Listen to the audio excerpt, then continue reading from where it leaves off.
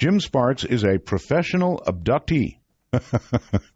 He's a lecturer and author of the most popular book, The Keepers. He was raised in South Florida, educated in business. His abductions actually began in '88, and I've done a number of interviews with him. He is riveting. At that time, he was living in Houston, working as a successful land developer. You know, he was good. He didn't have to become an abductee. Initially an unwilling abductee, in fact, his experiences transformed once he was able to put aside the rage, and there'd be a lot of that, right, if you were abducted? And he overcame his fear. He began to understand he was encountering highly intelligent, advanced beings from other worlds. Jim had been completely conscious of his face-to-face experiences. It's lucky for us, or he wouldn't be able to tell us about them, right? Giving him clear memories and amazing insight. In the last 2 decades that he's been dealing with ETs, he's witnessed amazing sciences. He knows there's a plan to elevate ourselves to better understand what these beings are about, so we all might evolve. Today he realizes all of us, including him, are not alone. Many others have gone through similar experiences. Whether fortunate or unfortunate, he differs from most abductees in that he has total recall of his experiences with these beings from other regions and dimensions of time and space. His goal is to explain the agenda of these beings and the message they bring to humanity. Jim is coming to us all the way from Australia, we hope. Jim, welcome to the program if you're there. Hey, Art, it's great to be here. Wow, not a half-bad connection. No, not too bad at all from the distance, huh? Where are you in Australia? I'm just outside Perth. So that puts you, I wonder how many miles. I bet about 10,000 miles away from me. Yeah, anywhere from 7 to 10,000, depending on where you're at in the States, sure. Long boat well, I think it's more than 7,000 because it's like 7,700 or something like that to the Philippines, and you know you got to keep going to get to you. Yeah. Yeah. All right. You know what? You probably didn't hear it in the beginning of the show, Jim, but we're on Sirius XM now. Now, Sirius XM has like 27 million subscribers, so a whole bunch of loyal people have come over, you know, who are my listeners, Jim, but then we've got these like 27 million people, many of whom are hearing this show for the first time, and they never heard you, and they never heard your story. So, we're going to have to start from the beginning if we can. Yeah, sure, that'd be fine. All right, so before 1988, you were just in business, a family guy. You were not a ufologist. You weren't following UFOs. You weren't even interested, right? Nope, I had no interest in the subject whatsoever. None whatsoever. Except, like anybody else would. I mean, a UFO I thought was possible.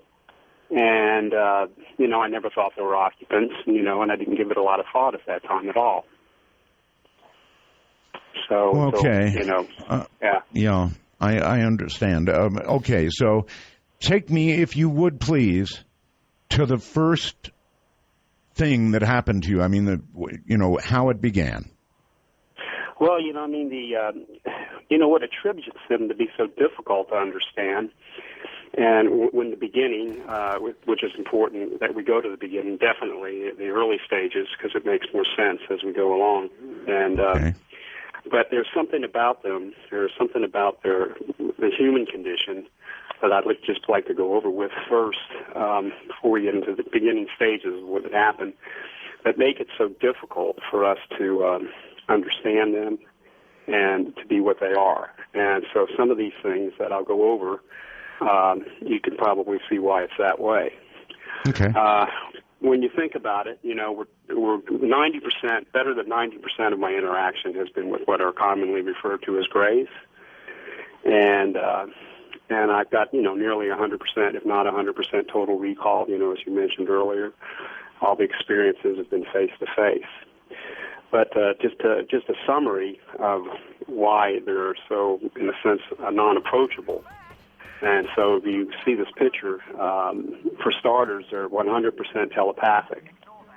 And I've never seen one. I'm going to, you know what, I'm going to stop you right away, Jim, and I'm going to say, just on the off chance that there are not people on our channel, 104, that know what a gray is, would you describe for my audience as best as you can a gray? Sure. It's a species, it's a non-human intelligent living being from another world. Where it may be, I can't be certain, but there's a species known as grays. And there's two types. There's the ones that are about 3.5 feet tall, and these are really worker beings. And these are the ones that most abductees talk about. They have very large heads, teardrop-shaped head, with the huge eyes. The stuff you see a lot on television, with, the no nose and the thin mouth, and they're very short. And the reason I say they're worker beings, because through all the years of these experiences and interactions I've had, you find out that they're part robotic, and I believe them to be part biological. And those are usually reported to be as the aliens. But over time, I've learned they just work for the quote-unquote grays. The grays are humanoid in a sense, in a way, but they're not human at all. Now, these are the ones we're talking to specifically. And okay, and they're called grays because they are in fact gray color, right? They look gray to me most of the time. I've never seen any other color but that color, a light grayish color. So that's why I would refer to them as grays. And would you, Jim? Would you call it skin, or does it have a different texture than human skin? Do you know? I would say it looks thicker. Well, it looks thicker than human skin. Okay. And it is grayish in color, almost sandy-like looking in a sense, the texture of it. All right. So these are the beings, these smaller gray ones that initially your initial contact was with. Yeah, the smaller ones are the ones that usually come in and escort you or take you. But to go back to what a gray is, their heads are bigger than normal. Their eyes are bigger than normal, but they're not as big as the giant teardrop eyes that people see, commonly referred to as aliens.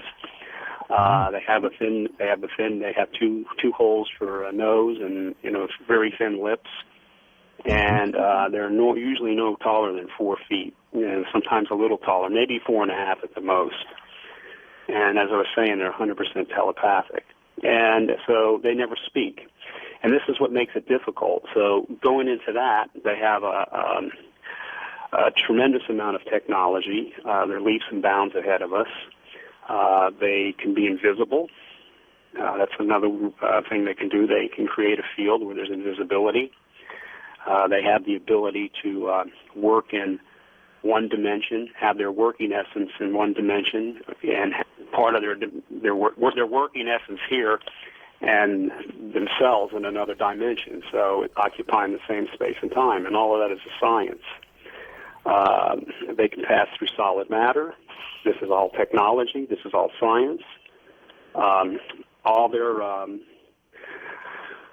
their technology is primarily thought activated. So what they think operates the technology, the machinery, whatever it may be.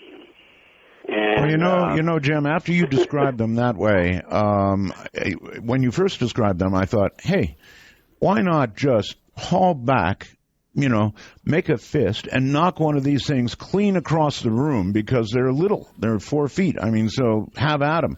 But the way you describe them and what they can do, has not happened.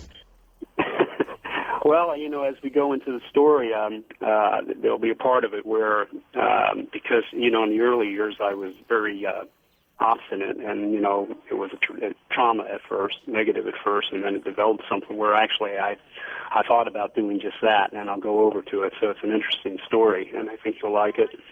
Sure you will. And, not to mention, they can travel time.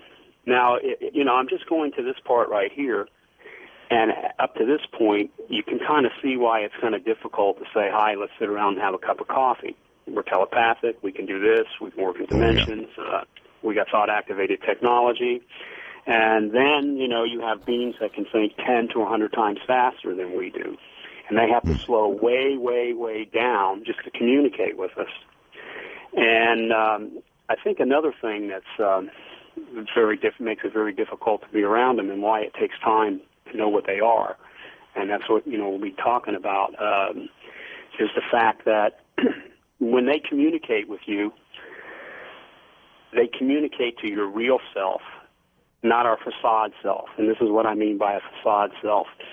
When you're out in the street or you're out in the city and you're out around strangers, nobody knows who you are. And when you're communicating with people, you're talking to the shell of you because you can't let them inside because that's the way we operate.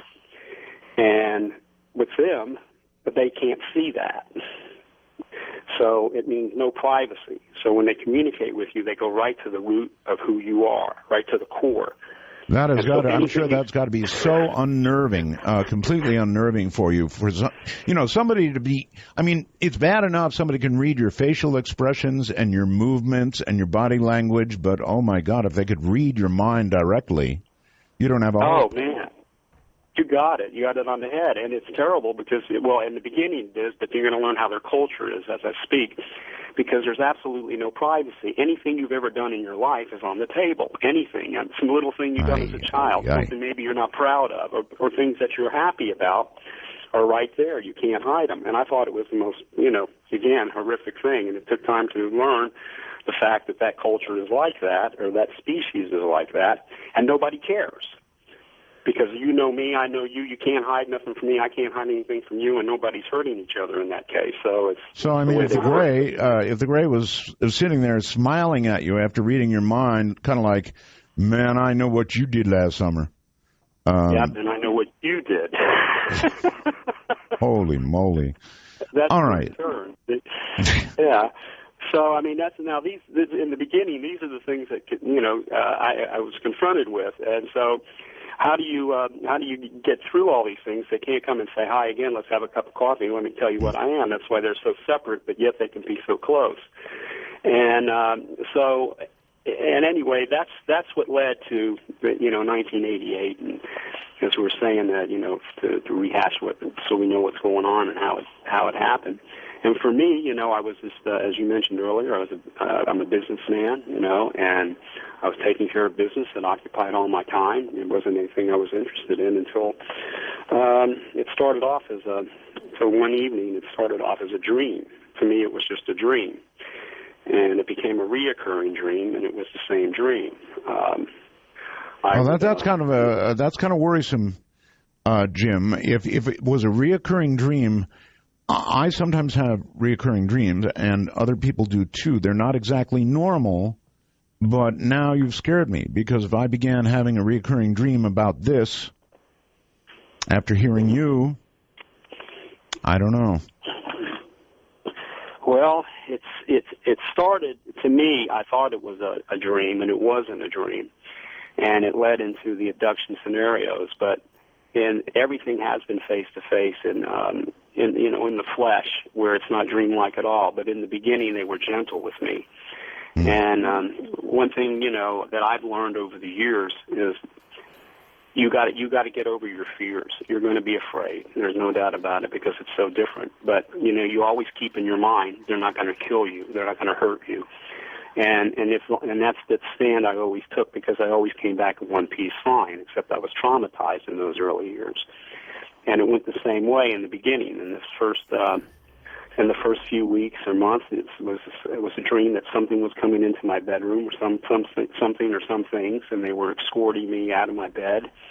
I didn't see them at first. Into the down the hallway and into the guest room, and then we would walk across the guest room and walk right through the window. All right. Now, you were at what age at this point, Jim? I was in my early 30s. In your early 30s. All right. Yeah, at that time, yeah. So were you married? Yes, I was. All right. Then I presume, I don't want to pry, but I presume you were sleeping next to your wife, eh? Yeah, and that's the thing about abductions, is that they make sure the person or persons that are around you are out cold. They never know you're taken. So that's just what they do. But, yeah. So they're good. They're good at the science. But, walking through the window was terrible to me. It traumatized me in the dream, or it scared me in this dream, and it kept happening several times until one day it wasn't a dream anymore. I was completely 100% conscious, and they did come into the room, and I did see two worker beings. At the time, I didn't know they were worker beings, and they did escort me through the hallway. And I did walk into the guest bedroom, and here's a ground floor window, and you can't walk through a window. There's a screen, there's glass, there's whatever. It's matter, solid matter. And, at the time I didn't know they could create a field that the laws of physics don't apply because of the sciences they have, and I walked through it. And then, well, I'm sure you were absolutely terrified, Jim. In other words, they were escorting you. That's bad enough. You've got these alien beings escorting you, and now they escort you through a window. If I can ask, what does it feel like to walk through a window or something solid? You just keep going. I mean, it's just like a natural thing. It's like it's a mist, like it's not even there. And then next thing you know, you're outside. And here's what made it really disturbing to me, because, again, this is paranormal. I didn't know what it was. I didn't know they were aliens at the time. I didn't know what these things were. I didn't care what they were at that stage. And so now I'm on the other side. When they took me back, my lawn was manicured real low. And we had these flowers on the lawn. They were little honeysuckle flowers that would stick to the bottom of your feet. And if you walked on the lawn, they would stick to your feet. Anyway, as we would come back, they were on the bottom of my feet. What happened was they put me back in bed. I'd get up in the morning, and I'd be frightened to death, and I was scared. It was different. I didn't know what was going on. And, I went into the guest bedroom. And then right there, to make things even worse, was I could see my foot. I went to the window. I could see my footprints in the lawn from the dew in the morning.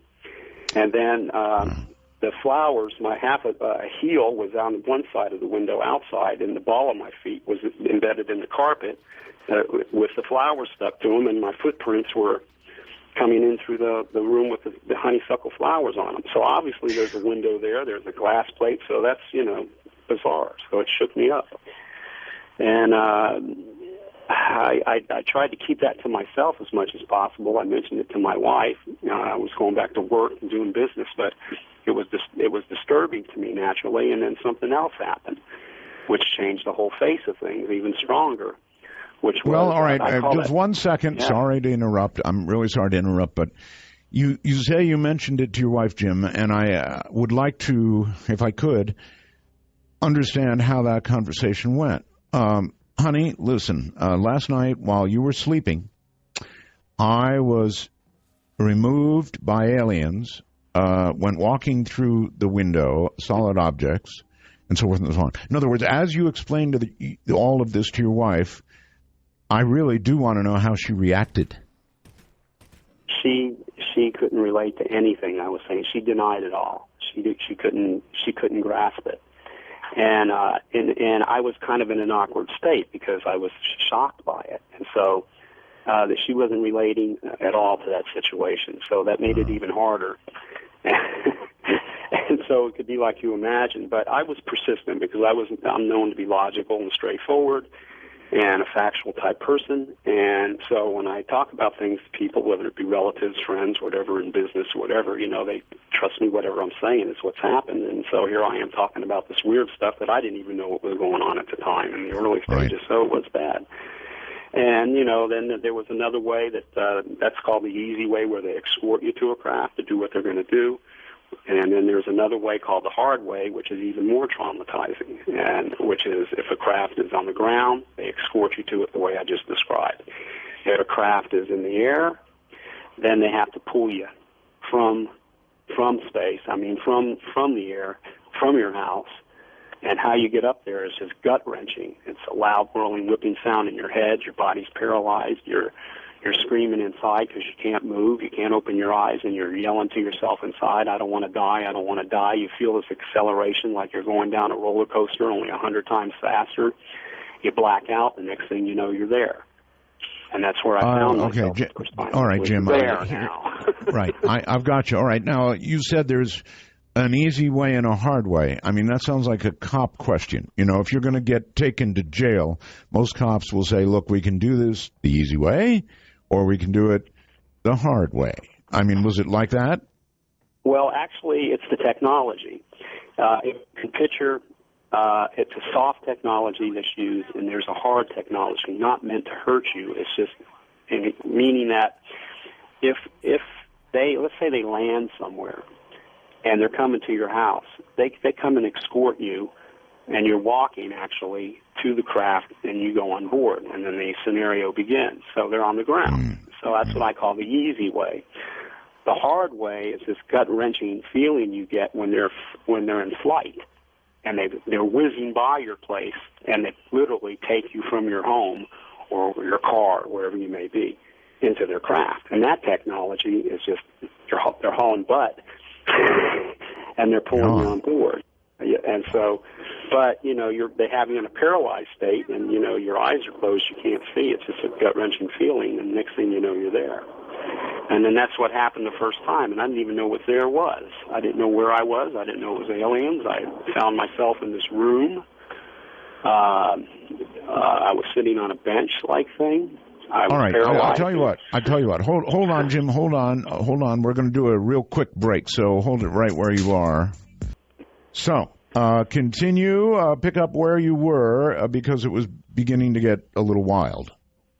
Yeah, again, I'm going through years 1 through 6, and the first 6 years, and they were traumatic, and they were a bit negative because I didn't have a frame of reference. I didn't know what was going on. I didn't know who they were, and that's why I started off explaining in the beginning how different they are, and I wrote that book. I wrote a book, The Keepers, right? And I put all of this in, graphic, in all detail, committed to memory, so there's a lot more detail in there. Sure. And, anyway, I did something special for your listeners, Art. And so if they go onto my website, it's Jim-Sparks or Jim-Sparks.com. All right. And then, all they got to do is see something with your name. They'll know what it means. And, I put something special for them, for your listeners. You mean like a special deal? Yeah. Okay.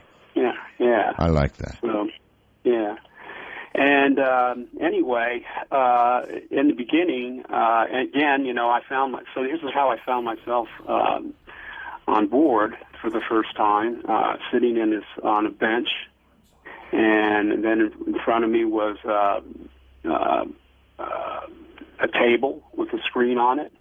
I was paralyzed all completely through my body. The only thing that could move was my head up and down. And I had my right arm leaning on the table. I could move my right forefinger. And then in front of me was a wall, and it had a screen on that wall. So I call it a wall screen. I call the thing in front of me now a table screen. And that's where I was. So everything was paralyzed. My vocal cords, my head to go up and down, no peripheral vision, and my right hand on this machine, which I didn't know was a teaching machine at the time. And anyway, so if you can imagine finding yourself there, you're in a room that's dimly, it's the light's coming from nowhere, but yet everywhere at the same time. So there's no source, but yet it's emanating from everything. All right, and one question, sorry to interrupt. It is this. We've got a time lag, so, when you hear my voice, that means I'm trying to say something. To me, Jim, being paralyzed would be all by itself absolutely horrifying because it's happened a couple times to me in my sleep. I think most people have experienced that. Being paralyzed and conscious is really horrifying, all by itself. Yes, I know. Yeah, I understand that, and think about it. And here you are conscious, and exactly as you said. And I was allowed my vocal cords so I can yell and scream, and I'm yelling and screaming. Who are you? Why am I here? What is this? I don't even know what's going on, and I had no clue. And then here you are in this place, and so and frightened to death, horrified, like you said. And now all of a sudden, the letter A, the block letter A for our alphabet, comes up on this wall screen. You know, what's this A? And next to it was a symbol, and then this telepathic voice, which was the first voice I heard, said, trace the symbol for the letter A. And, you know, again, who are you? Why are you doing this? And, you know, I didn't want to do it. And when I would move my right forefinger, it would make a tracing on the screen in front of me.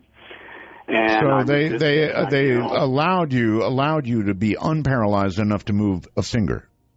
Yeah, that's it. And my head up and down. So I can look at this table in front of me and I can look up at this screen. And that was it. And, you know, I didn't want to do it. I didn't want to cooperate with them. I yelled and screamed and did everything, and I knew what they were. Sure. And I realized that, you know, that it was constant pressure on their part. They just would make me uncomfortable until I did it, so I had to stay like that. So that was a frightening thing. And I said at the beginning this is going to sound pretty negative, and it was, but as it turned out, it evolved into something special. But in the meantime, once I started sketching that letter, then they would let me go home, and I would find myself at home. And, you know, I would the way I left. And now you can imagine what a mess that was and what a mess it made me. I was telling friends about it. They didn't understand. You know, my wife wasn't being, you know, couldn't understand what was going on. Family, you know, what are you trying to say, you know? And sure. So, all right, here's a question. When they had you trace the letter A next to a symbol, you said, did it dawn on you right away that this was a teaching moment on their part? Because that probably would tend to relax you a little. I mean, it's like they're not going to cut out your liver or do to rip out your heart for a sample or something. They're trying to teach you. At least that's a lesser threat than it could have been. Oh, well, that's something that ended up being, there's no doubt about it, was definitely the teach. In fact, and you got it right. In the beginning, though, I didn't know what it was. I was just more scared of where I was at that time. And, you know, and so even when I got back home, you know, I couldn't cope. It was hard for me to cope. So it was hard for me to go back to business. It was hard for me to, you know, function normally. I was just afraid of them. And, you know, they were doing this to me 2-3 times a week. Every week in those first few months. And so, as you imagine, I tried to get away from them, as feeble as it was at the time. You know, I would get in my car when I would drive. At the time, I was doing business in Texas, and I would drive into Houston, and I would go into a big hotel, Art, and I'd check out a room in the middle thinking they couldn't get me, and I would be abducted. Right. I would drive from state to state. You know? Oh boy! And, yeah, and, but you know what? You know what, Jim? These are things that I would do too, and I think probably anybody that was faced with this would do their damnedest to get away. And that's exactly right. You got it on the head. And, you know, so, I mean, there's an antidote I have. You know, they come a godzillion miles to get here and pull people, and I'm going to drive a few hundred miles and think I'm going to escape. So, you know. Yeah. And nonetheless, that was hard. And so there were, you know, and they did different kind of, you know, during the course of it, there was emotional experiments. There was different kind of things that took place in these abduction scenarios. And, you know, I would scream, why me, and they would never answer any questions.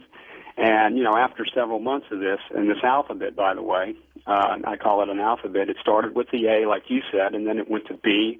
And I remember at the time I literally cried, going, oh, my God, because it took me so long to get the A. What are we going to do, the whole alphabet? And as it turned out, every time they pulled me, you know, now it's a B, and now it's a C, and there's a symbol for it, and I had to be precise with it. And if I was a bad student, they'd keep me there. Sometimes they would just leave me alone. I got to start seeing them. They were finally getting in my view. And that's where I saw the little worker beings, and that's where I saw the grays. That's how I knew they were aliens, but they weren't communicating with me. They weren't nice to me.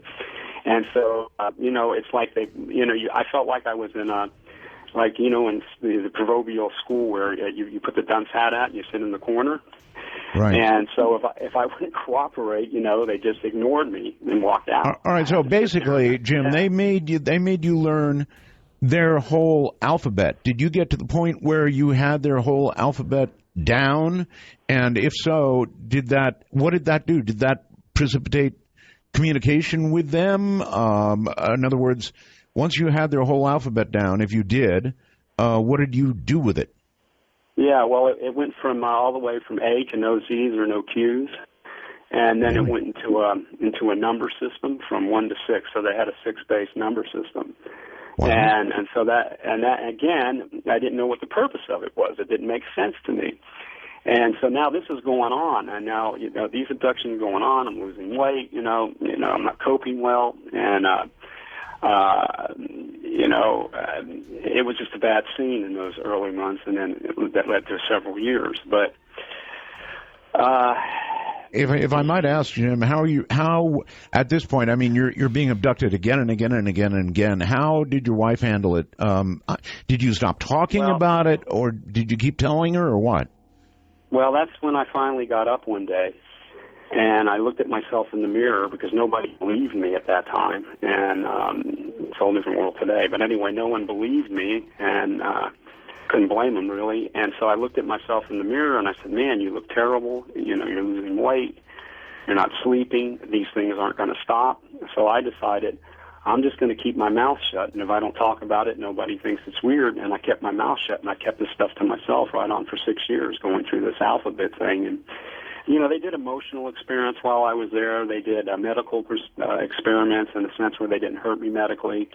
They did, intellectual experiments, and then, learning the alphabet at the same time. And yet, I'd find myself in different places over there, but yet still paralyzed, and they wouldn't answer why me. And it's good to take note of the fact that this alphabet is something, and I hated them, I loathed them, and I think it's why so much of it was committed to memory, and I think they got to see me different from as other abductees, because other abductees, they take the memory away and bring them back. All right, well, I have a question. It may or may not make sense, but here it comes. Why were they teaching you their alphabet if they had the ability to communicate with you directly mentally? Okay, well, here it goes. Once the alphabet and the number system was down, I call it pulled. When I say abducted, I use the terminology pulled, meaning from point A to point B. So when I got pulled one particular evening, and here I was sitting on a bench, and there I was with the alphabet, and out of nowhere, because I've never done this before, came some normal text lettering with 50 pages, like on that wall screen, one page at a time, approximately 30, right close to 50 pages. Right. And it was about a story that in regular block lettering that everybody can read, when you get anything like newspaper print, and it was a story about a friend of mine named Jerry.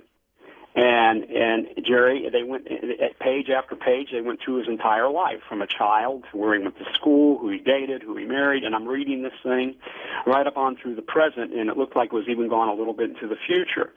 Now, after I read these pages, because it was something I can read, I yelled and screamed, "What are you doing?" And, of course, I made up every cuss word you can think of for them, and new ones that probably no one ever heard at that time.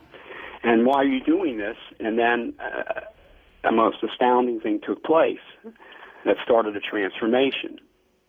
And it goes back to knowing you're learning something, as you mentioned earlier. The next page that came up, instead of being in our text, it came in, or our text, it came in their symbols, but it was about a half a page, not even a half a page. Right. And every symbol that I read, I knew the symbols from that.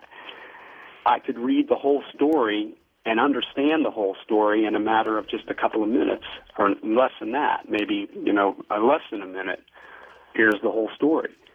So they took 50 pages of text, compressed it into these symbols, and now you can get the whole story in detail, in graphic detail, in less than a minute.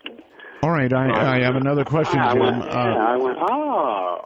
All right, yeah, okay, but I've got another question. I don't get it. If they were giving you their alphabet and number sequences, okay, But how were you able to read their symbols and have, in other words, our alphabet, for example, is used to make up words. And so when you learn the alphabet, you can put sounds together, but that doesn't add up to understanding necessarily. So as you read their symbols, how did you have an understanding of what you were reading? It just worked that way with the brain. And with them being there, it worked that way with the brain. Reviewing everything, and it's pieced together in a way from our alphabet to their symbolism, and the symbols equated to our alphabet. But it's almost like shorthand, but for some reason the brain picks it up right away, and that's just something they're able to do. No, it gets even better than that. Just to show you, the walls went blank, and one of them held up something the size of a 50-cent coin and flashed it in front of my face. Right. Just for a second. It had something scribbled on it, symbols scribbled, and flashed it in front of my face, and I got the whole story in less than a second. And so the best way for me to describe, so this is how their minds work, and it was a way to relate to me faster ways to communicate. So it bypasses a lot of the things that we have to do. We're all physical. The eyes have to see it. It has to go in through the brain, into the cortex, or whatever, however that works. I'm not a medical student, but it goes into your brain and translates into language, and the brain seeing the language and translates it into something you can understand. But it bypasses all that stuff, and the symbols go right to the brain with a story, so it's really advanced. And it's a way of getting a lot of information in a quick time. So the best way I can describe that is like if you can name any movie. Think of any movie you want to. Can you come up with the name of any movie? It doesn't matter what it is. World War Z. Okay, World War Z. Everything about that movie, when we hear about a movie that we've seen before, we know it. We know the emotions behind the movie. We know the storyline. We know who the actors are. We knew what everything was going through. So that entire movie, since you've seen it, is in there in your mind, right? The feeling of it for everything. Yes. Okay.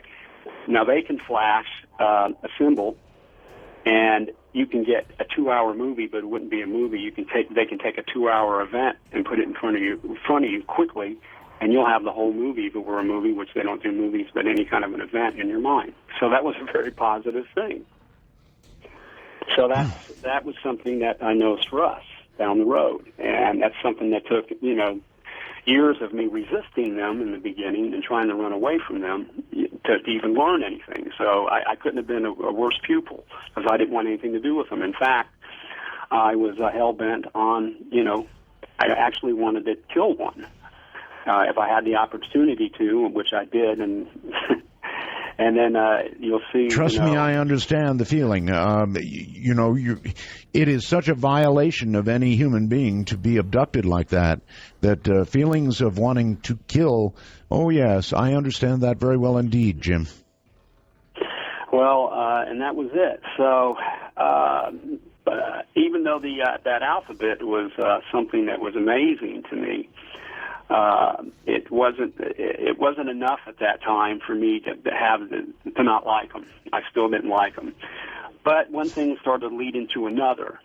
But I still had that in me to want to take them down. So now here's how wild it got in those years.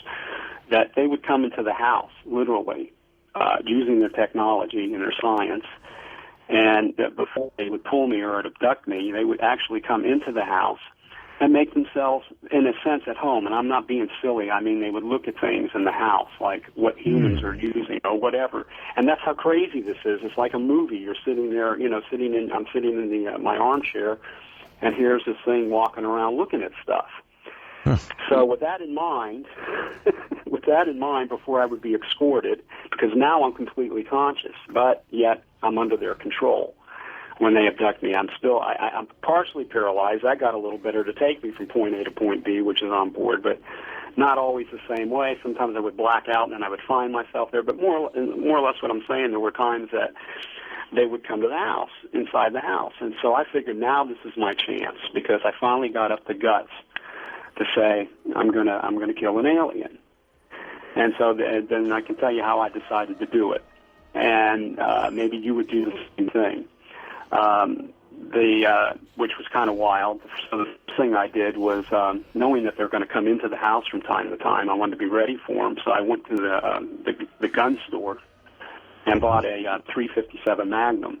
Oh. And yeah, and so now I buy this pistol, and then I got to muster up the courage to shoot him. So I went to the bottle shop and I bought myself I think it was vodka or something, and so that I brought it back home, and I set the bottle to the left on the end table, and to the right on the end table was the pistol, and I sat in the armchair, and I said, when one comes in, I'm going to shoot him, and I would take, a little gulp of the vodka just to settle my nerves and have the courage.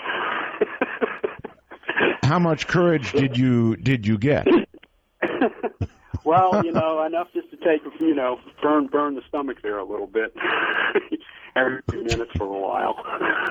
But, but it did work, because I didn't have any kind of because I don't want to kill anything. You want to kill them, but, the actual thought of doing something is one thing, and actually the actual physical, bringing yourself to something like that is another, which I'm about to go over. Because when they came in, now here I am on the chair, and they got me at the right time, and I took my few sips of the alcohol, and I did have the pistol ready, and one of them was walking into the living room, and then he walked right in front of me. I had no fear or didn't show anything, because here's this gun sitting there, didn't care, and then he turns his back on me, and he's looking like he's looking at the television set. Now his back and his head is turned to me. And so I pick up the pistol, and I take it, and I point it right directly to the back of his head. It was only a couple of feet away. And then I got my finger on the trigger, and I yelled something at him, which was, I said, you are so damn stupid. You come thousands of miles with all this high technology, and you don't even know how to turn on a television set, and I'm going to kill you. I'm going to kill you. And I put my finger on, I had my finger on the trigger, and I couldn't pull it.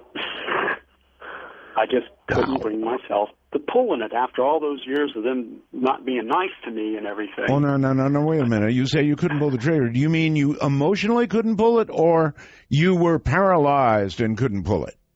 Emotionally. Because I'm at home, I can move around, because it got silly when I was at home, being paralyzed on board in a sense, because they knew nobody believed me, and I wasn't talking to anybody, and it's just something I had to deal with.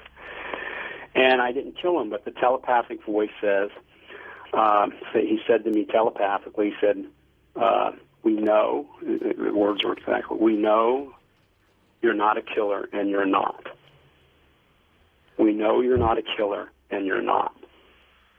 And quite frankly, I wept, and then I got pulled. But this is something that started changing things, because now I understand the reason for this alphabet. Now I realize I can't kill them, and what I didn't know was going to happen here is now we got a bond or a trust is building. It took them 6 years to get to this point to trust me, to start to trust me, and even in that way. And so, Okay, listen, buddy, I hear you. They would have, you said they had no fear. And if, in fact, they were able to read your mind, then they did, in fact, know that you were not a killer, that you could not bring yourself to kill, even though you'd prepped to do it and had everything you needed, including a little liquid courage, that you weren't going to kill anybody at all. So, of course, they had no fear. Makes sense. Yeah, and so then that's what now I still don't know. Really, it's leading to something. In fact, I'm really I'm just down. It was depressing to me because I was going to do it and I couldn't do it. Where's this? Why are they here? Why me? Why me? And all of this. And now I started getting answers. So answers now started occurring. So the next time I got pulled, they would never answer any of my questions. No matter what, I would never get an answer to any question. And I later learned that they just, well, anyway. And I was so frustrated on one abduction. That abduction after it, I was said, why me? Why me? Why me? Right. What's making me different from anybody else? And I got a holographic, something that looked like a hologram came up basically in thin air on board, when I was sitting in front of there, in front of the wall screen, because here I am I can move my head up and down state still. I was still paralyzed. And I saw a scene of, it was a World War II scene, and in that World War II scene, I could see a face that looked like mine. It was a soldier, and anyway, it looked like actually what it was it was two officers. It looked like a German officer and an Italian officer. So my bloodline is Italian, but I mean I've been third generation, whatever, second generation. I mean I'm American. And nonetheless, it was they were doing something together. But the face on that soldier or that officer, kind of a family member. And anyway, it kind of makes sense to me to look at that because my father told me, he died in his right at 90, but he told me back, before World War II that. Because he was working and living in Italy and back to the United States at the time, he said that, before, the war and this war was coming, that they had no choice, that some of them had to fight for the Axis power. Right. And then we had the rest of my family fighting here for us. So, that's how that went. I know you know what I'm talking about. Make a long story short. I do. Were you actually looking at one of your relatives? Yes, that's what I was looking at. And here's the message, because the next one that comes up is a turn of the century where there's, the late 1800s, early 1900s, the Industrial Revolution in the United States. There's a ribbon-cutting ceremony, and then I got another that looks like a relative. And what they were saying is that because I was saying, why me, they track family lines. They genetically track family lines for thousands of years, and these things kept coming out. One at a time. It went back to the Roman period, and it went back, even BC. I mean, well before that. So one after the other, and that was their answer. So I got an answer to why me, which was a remarkable thing because now. Okay, so the answer was, if I've got it straight, Jim, that it was you because you are simply the current one in the long line that they've been following in your lineage, yes? That's exactly it. And anyway, as it went on, that there was a thing where I just left off with you, and they actually were starting to answer questions, and that's the lineage and family. So I was feeling better about myself there. And I had just a better attitude about him. But then the next time I got abducted, it even got better. Or I got pulled, it even got better than that. Because now I am on board, and now for the first time ever, I'm standing up. I'm not paralyzed anymore. Mm-hmm. And I'm standing where there's this the table. There's this wall, the table that I used to be, the bench. I could see the bench. I could see the table screen. I had complete movement of my body. I was in this room. No one was there. And I said to myself, I can't believe it. I can touch myself. I can move around. And, they have me completely mobile. What do I do? And so I took a chance. And I started to walk around. So it's the first time I ever walked around on board. And no one was in the room. And I walked down this corridor. And it was small, I guess, for their size. And as I walked down a corridor, it was dimly lit and then lit, light again radiating from everywhere, so there's not a light bulb per se. And there was an opening to my right. And when I went to the right, I looked into the room, and I got frightened to death. Basically because there were they looked like beings. I didn't know what they were. They were laying on their back, They were staring into the ceiling, and with their eyes open, and they weren't moving, and they were laying on these gurneys, and there were dozens of them like that. And so I panicked, and I started yelling, I started screaming, "They're dead, they're dead," and I just couldn't relate to that in any way, shape, or form. And so I was in a complete panic mode, and one of them came in from behind. I could sense his presence, and he blacked me out. So what this was leading to was the fact that they were actually showing me some of the things they do, some of their handiwork, which leads to a whole other area, as I later learned. You may be aware, Art, back in the mid-'90s, early to mid-'90s, there was a campaign where you heard about making hybrid humans, and all this kind of stuff was going on where they were... yes. Yeah.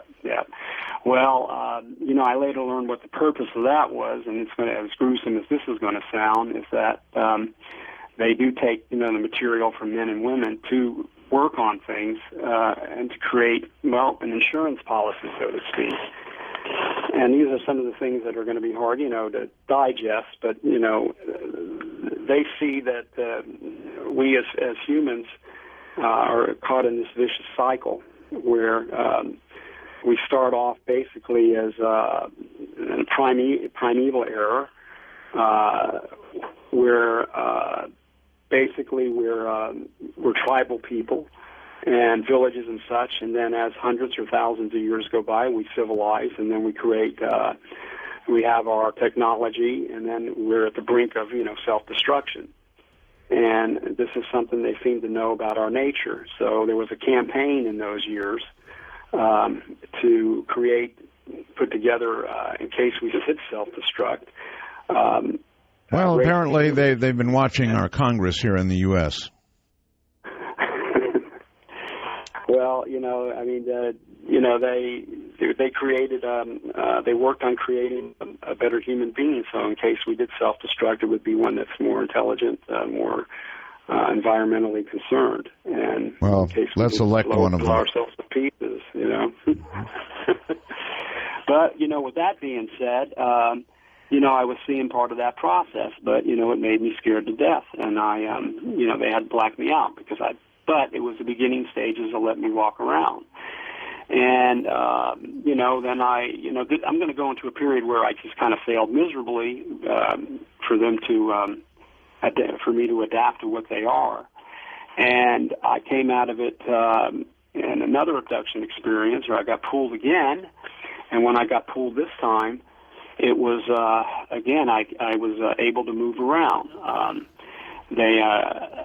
I was on a gurney. They were doing a procedure with a test, and I was laying there, and then they asked me to get up off the gurney and walk over to another one.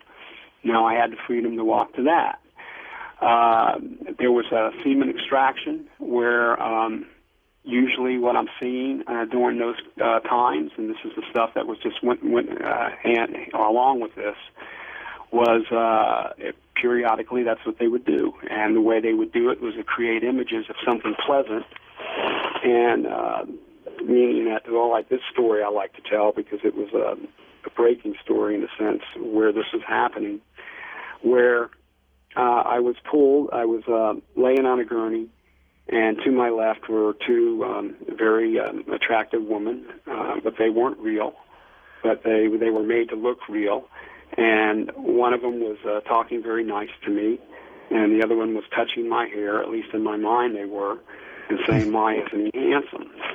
And, as soon as they said that, I'm thinking, I don't know these women, and I shake my head around, and everything went, they blanked out, and what I can see in front of me was exactly what they were doing, which was they had an instrument on my groin, and there was one in the middle holding it in place, and then there was two on the right and the left, and I panicked, and I kicked him, the one in the middle. And I actually physically kicked him, and he went into the back of the wall. So he went backwards and hit a wall back there. He lunged up, he came up, started coming at me, and I'm laying on the gurney. I'm scared to death. What is he going to do? and he put his face right within an inch of my face and stopped right there. And those big eyes were looking in my eyes, and he had 100 thoughts. He raced into my mind in just a matter of a second, meaning that if I slowed him down, why did you kick me? You shouldn't have kicked me. You know it's dangerous to kick me. You can get hurt. I can get hurt. This and this and that. And then I blacked out. So, with that being said, I found myself back home, and I wasn't very happy with things. I'm thinking, what's going to happen next? They gave me some freedom to go around on board. They're showing me some of the things we're conducting, and I panic. They gave me some freedom to, as far as what they're doing and some of the agenda they were up to at the time. And I kicked one of them, and I didn't mean to. And so for several months afterwards, I didn't get abducted again. That was the end of it. And I thought to myself, well, that's it. All right. During the time that you were being abducted, was this occurring? Michelle, who can send me a message on my computer through something called the wormhole at my website, artbell.com, plug, asks if you were being abducted every night. Was this occurring nightly or every other night or once a week, or how often? In the first 18 months, it could happen 2 or 3 times a week for several months in a row. There might be a couple of weeks that it wouldn't happen, a week or two, and it was 2 or 3 times a week, and it was mostly at night, definitely, in the first 18 months. Okay. All right. Huh. So now you kicked one, and they don't want anything to do with you for a while, huh? That's what I'm figuring, and it gave me a lot of time to think about it. That I failed miserably in a sense, because now after 6 years of being paralyzed, I'm able to move around, and I made trouble. And so several months go by, and then something spectacular happened, which, again, these things have changed the sequence of events that were just phenomenal. And so after several months, I got pulled again. And I was standing in this room, and where I always was, again, I was not paralyzed. I was by myself at first, and my right hand was leaning up against the table. That's how I found myself after I got pulled and came to. I was completely mobile, standing there, and thinking, all right, I'm back. Okay, what are they going to do now? I had no clue. And 2 of them came walking through a corridor, and one of them had a black box in his hand. And I was a little bit frightened, looking at the black box, not knowing what it was. It was about the size of a shoebox, only it was perfectly square. It was absorbent black.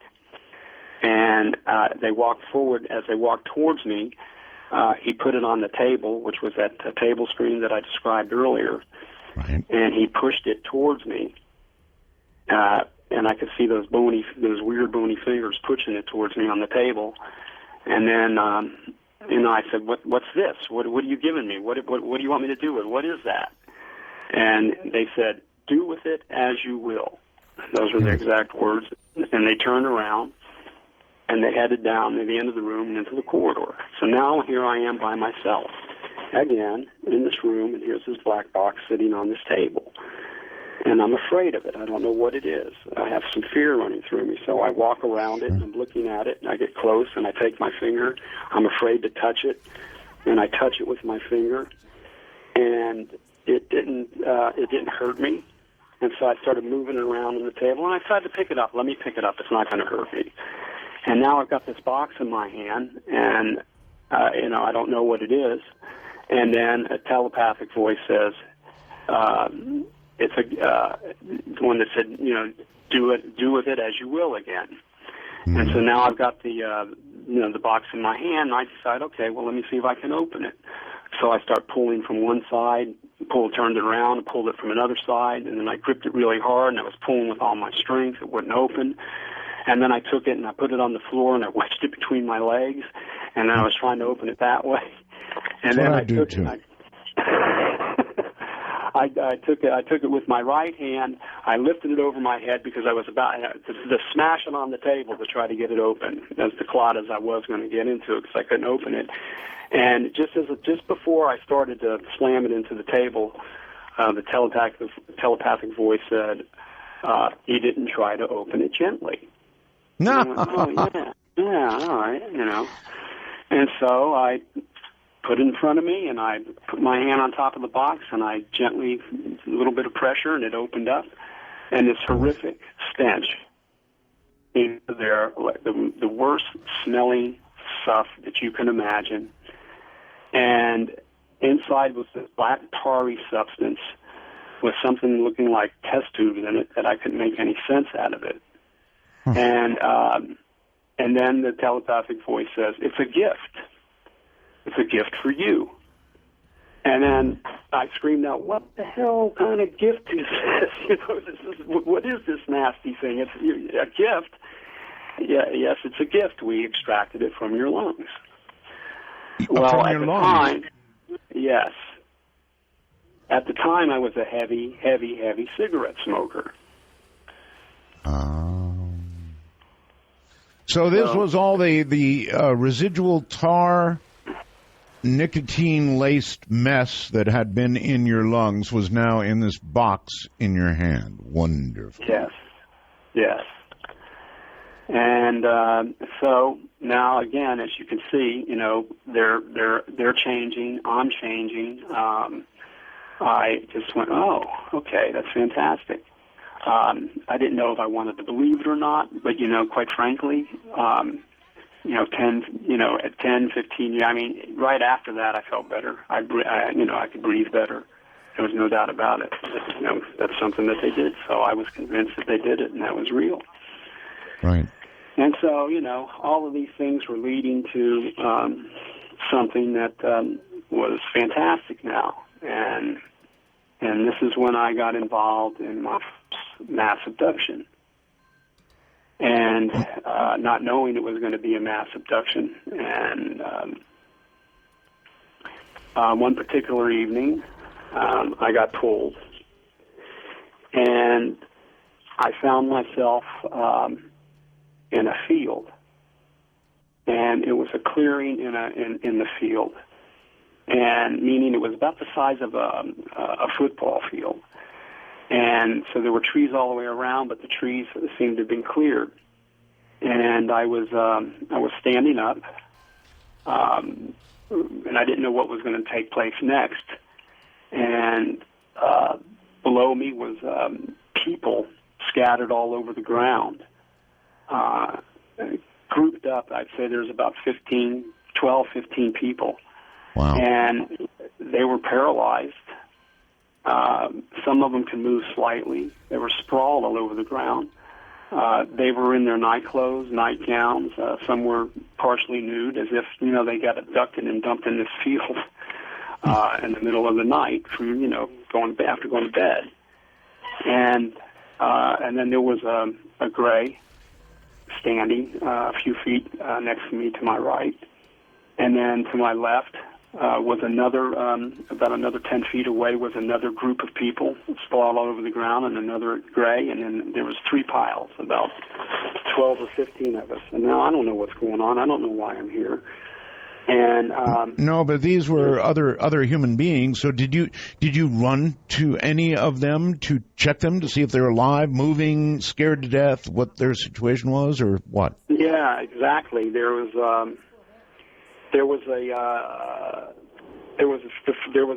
some of them were moaning. There was this one particular girl, woman. She had blonde hair. She was in the fetal position, and she was rocking back and forth, so she was able to do that. And she was crying. She was scared. And then this telepathic voice from the alien said, "Calm her." And the first thing that came to my mind was, what is it? I got a job? What are you giving me a job here? I got Sounds a job, like it, yes. Okay? Yeah. Yeah, you know, I wrote this again. It's a lot of these things are in much more detail. And, you know, I guess it's a plug for the keepers of the book, but you know, they can go on to jim-sparks.com, and I put a lot more detail in between, you know, from here to where we are. And I committed all of this to memory, and I did it for that reason. You know, I guess I would like to ask you, because I haven't, what made you move all the way to Australia? Well, you know, it's business. I came here, I travel back and forth for business, so I'm still based in the United States, you know, American citizen, but I work in Australia quite a bit. So I spend several months here, and then I'm back home for a while, and then I'm here. So that's basically business. All right, so I just happened to catch you at a moment that you were down under. That's it. All right. You were in a ship, Jim, obviously, all these incidences of abduction. You were in an alien ship. So I have a few questions for you. Number one, if you're able to describe the ship in any detail. Number two, was there a window? Were you ever able to look out? And if so, did you ever see anything you recognized? Well, actually, on board, there were no windows, and I could not look out. Okay. All right. What you described the screen wall. Are there any other parts of the ship you got to that you can describe? Well, from the actually there is because on the mass abduction, the way it was laid out was, and it was amazing actually, and that's what I was going into now. And if I may, I can continue where I left off, and that'll describe pretty much what was the interior of a craft. All right. Well, you said that it was almost like in a field or something. Is that kind of like something they produced? In other words, this field, this place where these abductees were laying all over the ground. Was it something like in Star Trek that they produced for you? Well, actually, it was a place, and it was a real place, and it was definitely real. They had cleared the woods for this particular experience. It was an overcast night, and I even got a basic idea, I believe, where it was, which was somewhere just south of Orlando, Florida, and northeast of Tampa. And the reason I surmised that, because it was a completely overcast evening when I was there. And the next day when that experience was over, at the time I was a big fan of the Weather Channel, you know, back there at that time anyway. And so I went onto the Weather Channel to see if I can figure out, you know, where it was overcast in the United States, because I could tell by the trees. They were pine trees, so I knew I was in the southern United States.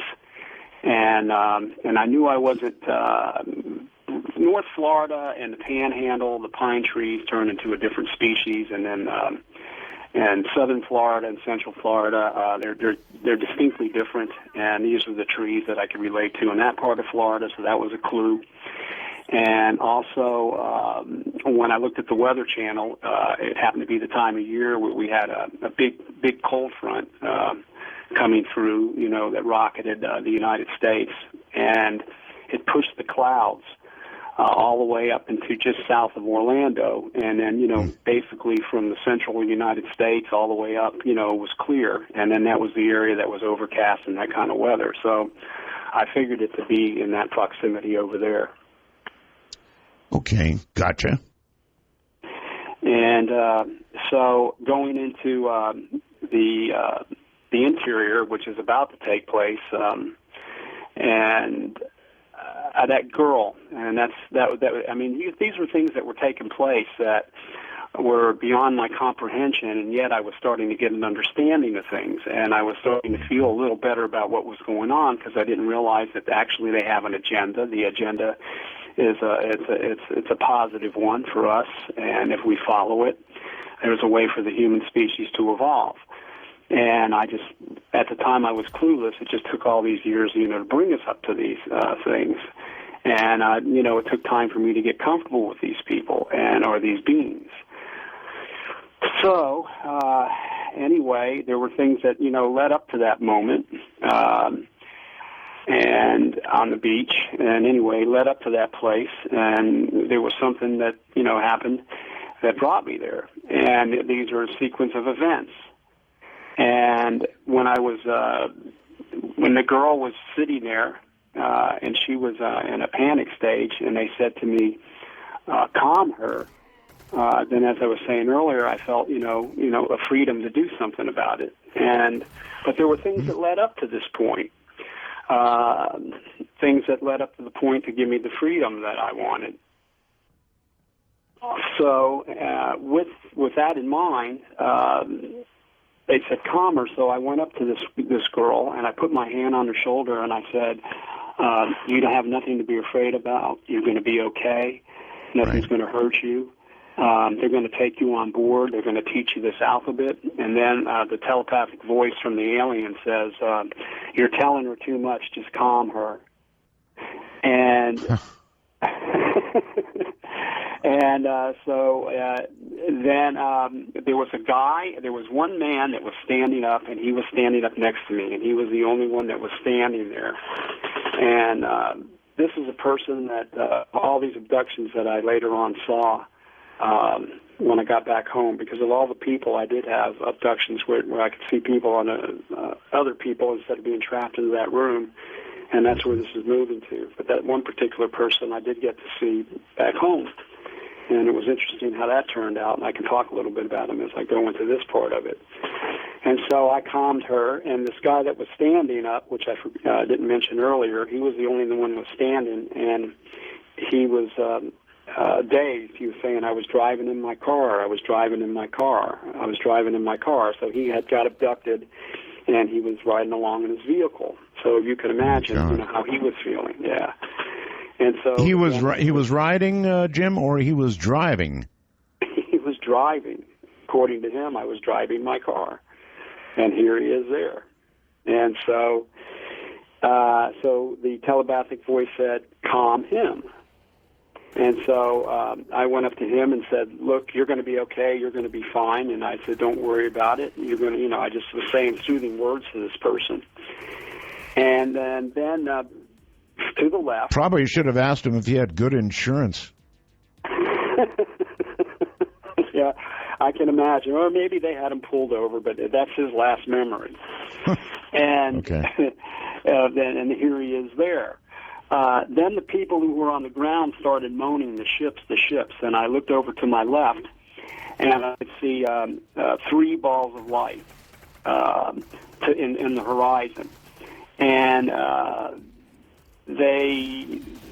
I guess the best way I can describe them was the fact that it was an overcast night at the time was when car dealers or any kind of thing was advertising, and they use those million candle light searchlights, to right, sure, pan the, and it kind of looked like that. There was 3 balls of lights, and one of them just hauled over from the horizon right on top of my group of people, and to the left, it was still behind the clouds. It was overcast. The other one, they went right in succession to the next group of people, and then another one came to the third group of people, and they were hovering above each 3 groups.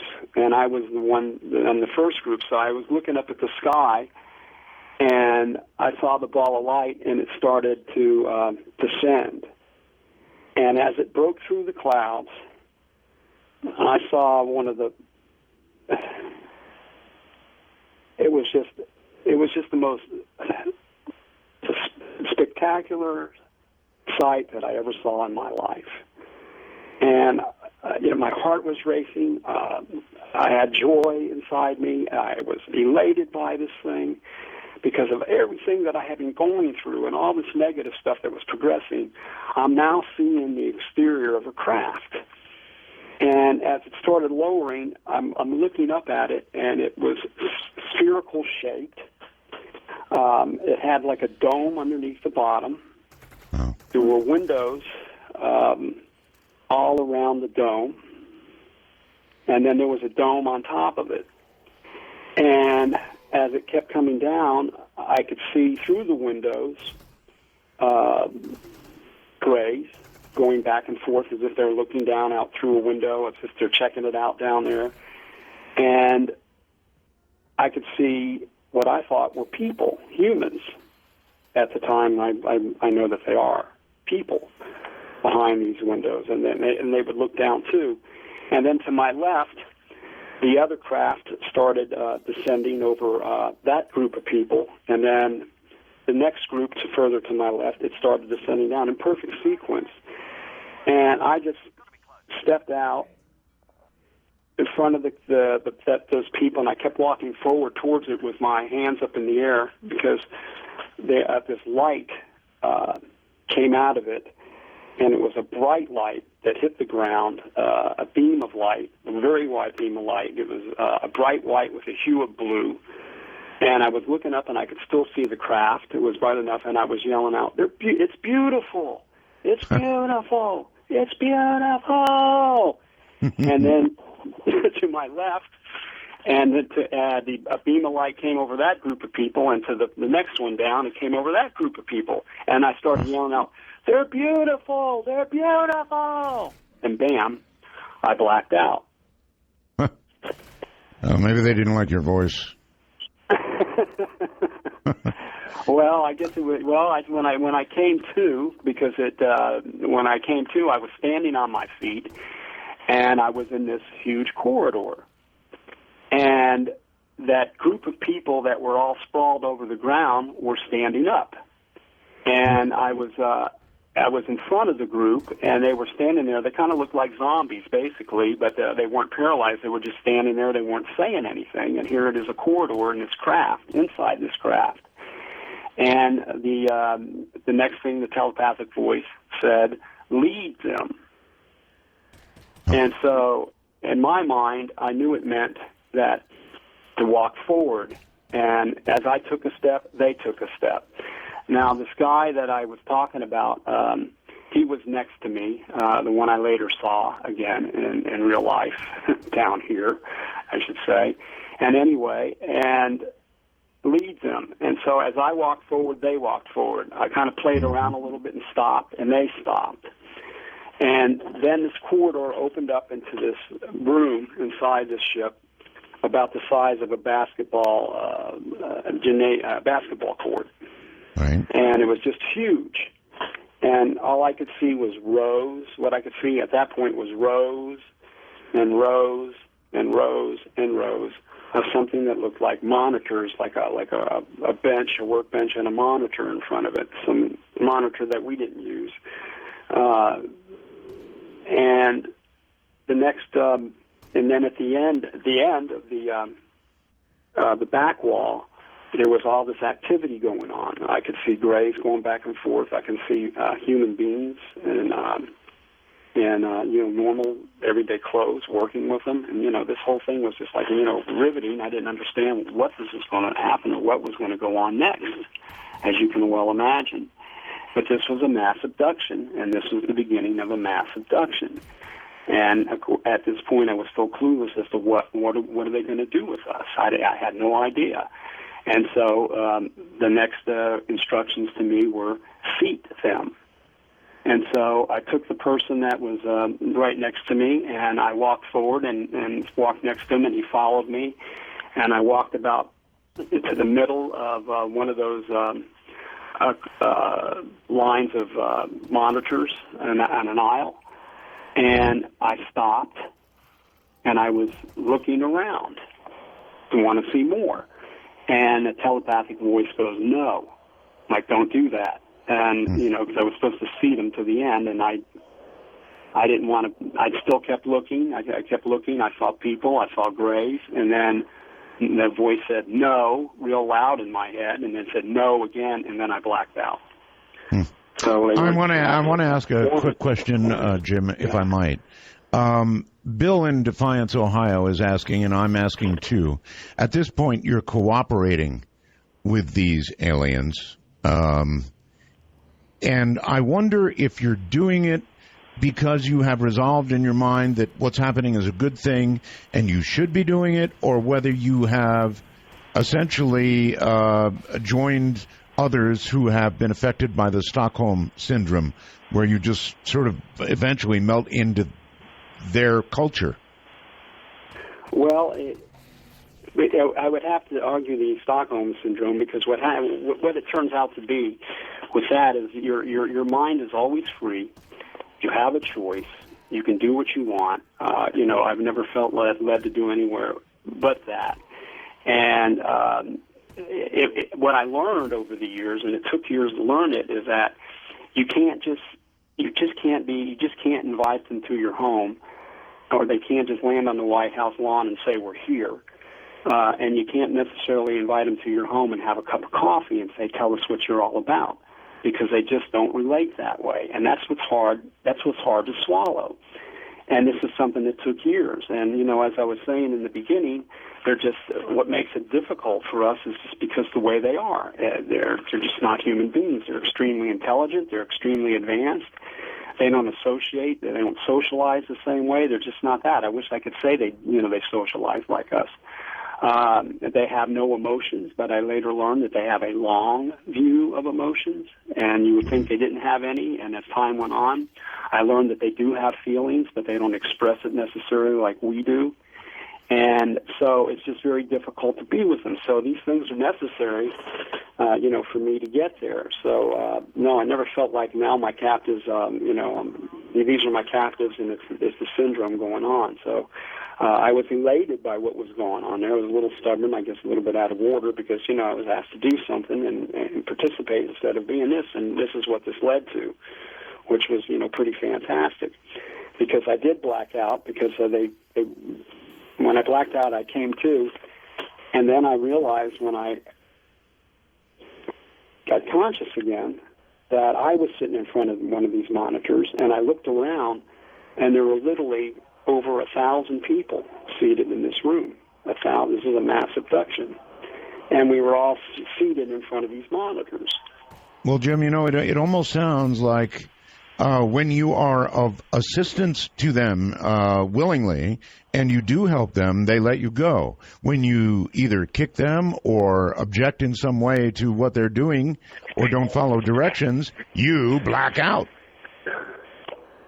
So yeah, for whatever reasons that they have me black out that way, but in this case, when I was looking around, I could see thousands of people. I mean, to me, there was anywhere between 1,100, 1,200 people in this room, and what was going to happen next, I wasn't sure. And all of a sudden, all these monitors lit up at the same time, and it looked like a demonstration of when you're selling televisions, television sets at night, in front of a glass plate window for the store. Bam! They all went on at the same time. Right. And so I'm looking at mine, and the first image. Now there's an image that comes onto the screen. You're somehow. Your emotions are charged up, as you might imagine, but you're not afraid. And you're sitting in front of this monitor, and it lights up, and it's the first thing I see. And everybody's seeing the exact same thing at the exact same time. And again, it's a mass abduction scenario. And it's a perfect picture view of the ocean, the earth, in perfect, pristine condition. From a time period before we messed up the oceans, I would take it. The water was just a beautiful blue and a turquoise. The sky was crystal clear, and it just absolutely took your breath away. And that's what you hear people, they're going, oh man, that's beautiful, that's beautiful. Right. And you can imagine that kind of reaction with 1,000 people or more in one room like that, emotionally overwhelmed. So how they charged us up to feel it more, and which we did. And then then you heard a hum, and it fades away, and then hum. There's another view comes up on the screen, and it's the beautiful wood scene with a lake. And again, the air is clear, the trees are healthy, and then you hear a hum, and then another scene comes up, and then this scene is a mountain scene with snow on the top, beautiful snow, and just one beautiful scene after the other. And there was that humming sound, and then it would come on, and then it'd go away. And then they slowly started turning ugly. And the beautiful, the next scene that comes up, which was the beautiful ocean, the pristine ocean, now it's gray. There's bloated fish floating on the top of it. The sky's looking rank and polluted, and now you have the opposite feeling. You're going, oh, my God, this is awful. You're breathing like that. This is awful. This is awful. Then you see the mountain scene, and acid rain is eating the trees, and you're just getting pulled into these scenes. And then words come across the screen, start to come across the screen, and they just say, as each scene, it gets uglier, you're killing your planet. Your planet is dying. You're killing your planet. Your planet is dying. You're killing your planet. Your planet is dying. Wow. Yeah. Message. So here's a message. And blacked out again. And so people were actually, as you can tell, received something from all of that. All right, I have a question. Yeah, I want to interject here. Obviously, you said there were, your guess was around 1,000 people. Am I correct? Yep. Okay. That's my guess. That's my best estimate. All right. Yeah. Now, you have told this story a number of times. My question would be, of those 1,000 people, you would think that 1 or 2 or 10 would come forward and say, you know what? I was there. I was in that craft. I was in that group. I saw those pictures. In other words, what has become of these people? This is what I know them to do by, of all the years of being pulled and seeing different things go on, is they take the memory away and just leave the message that they impart in your mind. Oh. And I surmise that to mean that because we're all alike when it comes to something like that. We're going to ask a lot of questions. Where are you from? Why are you here? What are you doing? Why is this? Why is that? And why are you this? And why are you that? And why are you this? And so, my best guess, because they're not hurting any of these people, is that they're giving them a message.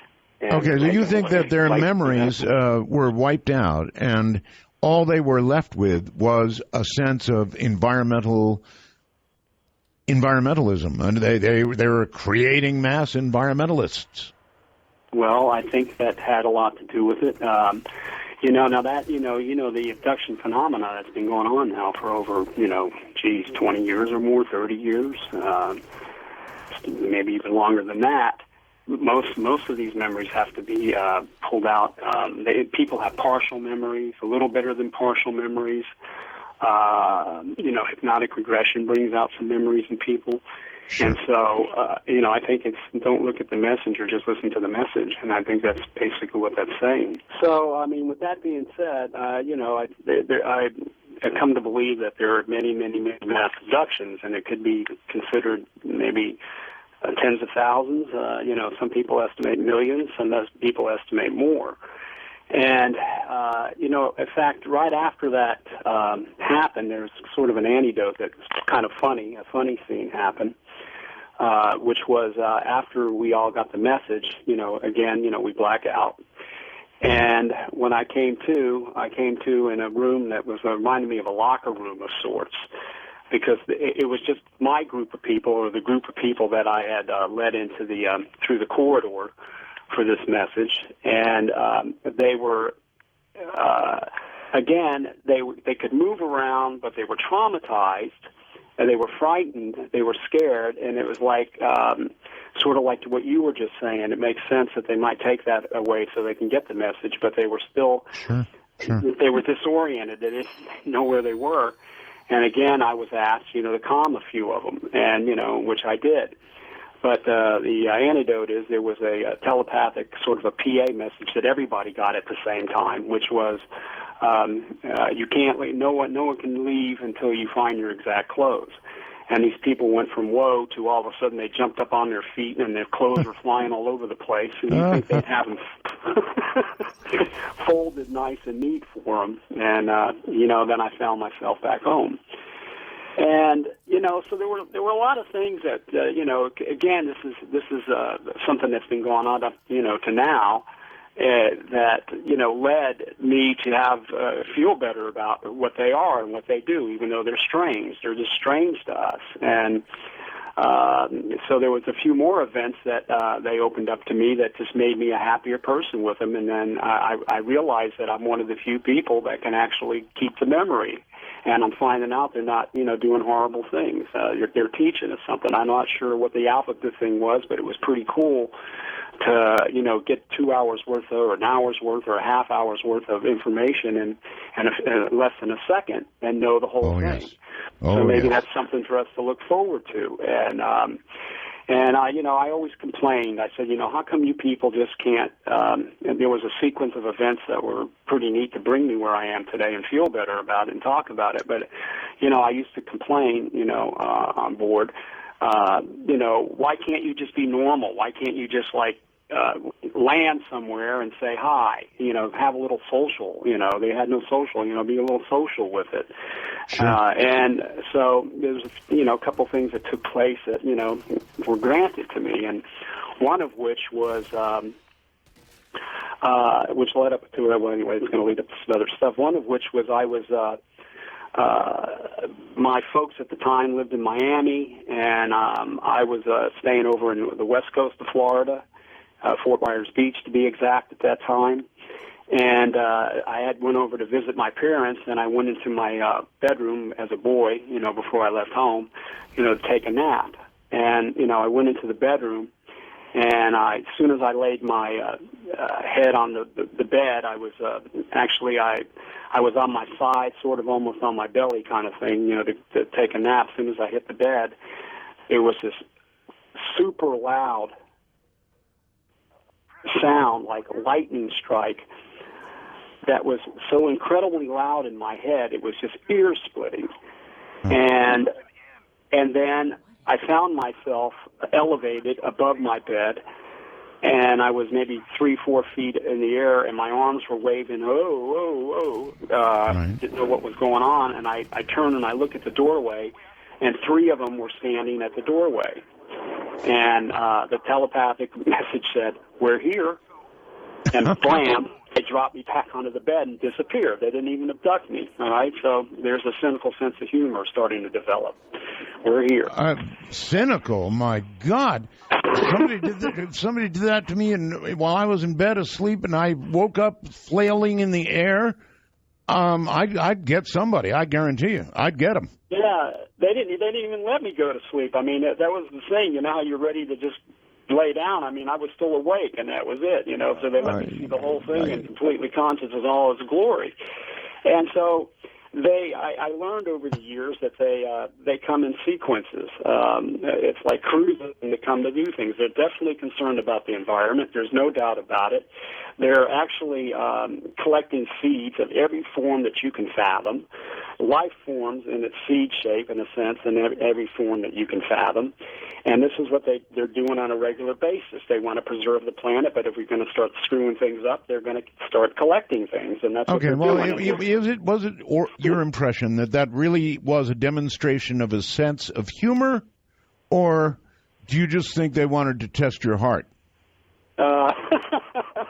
I'd say it was a sense of humor, and their sense of humor, too. We have social graces, too, because I asked them, why do you have to abduct me? Come over and say we're here, or hi, hello. You want to join us or something, and that's all they had to say telepathically was we're here, and drop me back down on the bed safely. And then, this was a 3 or 4 month campaign that was going on, and I was some neat stuff that started taking place. And so now, it was a week or so later, and I'm driving along in my I had a little Toyota pickup at the time, and I had a couple of dogs that were my best friends. One lived for 21 years, and the other one lived for 15 years. And I still grieve when I think about them from time to time. But you know how that is with animals. Yes, I do. And so anyway, they were in the bed of the truck, and I was going down the highway, and now I see what I thought, and here again, this is a science that they do, because they do these things under our noses completely. I don't care how good our technology is, all the defensive detecting systems that we have, they can come in and out of our skies, and there's nothing we can see. And it's something I think I learned is they transmit things, so the mind or the brain and the machines can't pick things up, even the mind. And here's a perfect example. I'm driving down the highway, and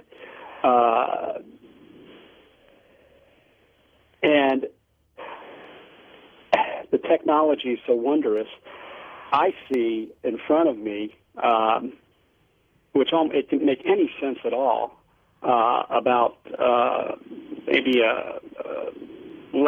far less than a quarter of a mile.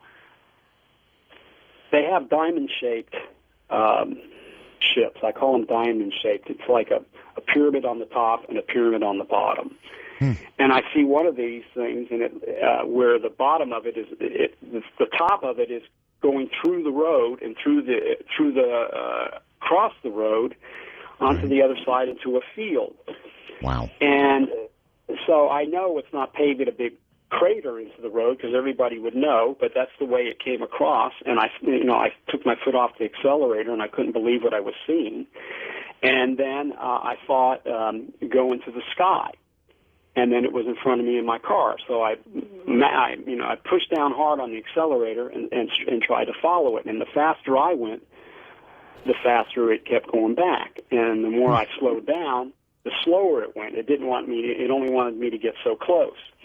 And then this is where I got the term the keepers. The keepers. And as it was hanging in the sky, I could see they transmitted these thoughts and pictures in my mind, and clearly it was there to see. The ship, it was in all its glory, and it was phenomenal. And and what I could see was a Judapeg of things. I could see the seeds they were collecting. I could see the plant life they were collecting. I could see the seedlings. I could see the trees, the little baby trees, the saplings, and all of this stuff. And then the message was, the keepers are here, and they refer to it as their people for whatever reason. The keepers are here to take their people home to a better place, not a different world. I expect them to say world. So that's where I got the name the Keepers, and that's what they referred themselves to. So now I got a name finally, because I'm saying, who are you, where are you from, what are you doing, why are you here? They wouldn't tell me for all these years.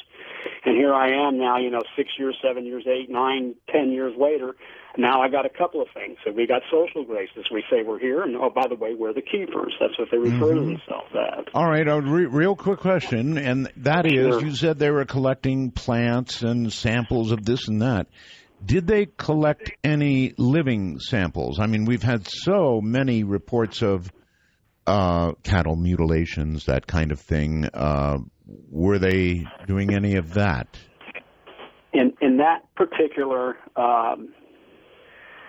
what I got to see, and only what I got to see, I can only move on to, which all I could see was biological,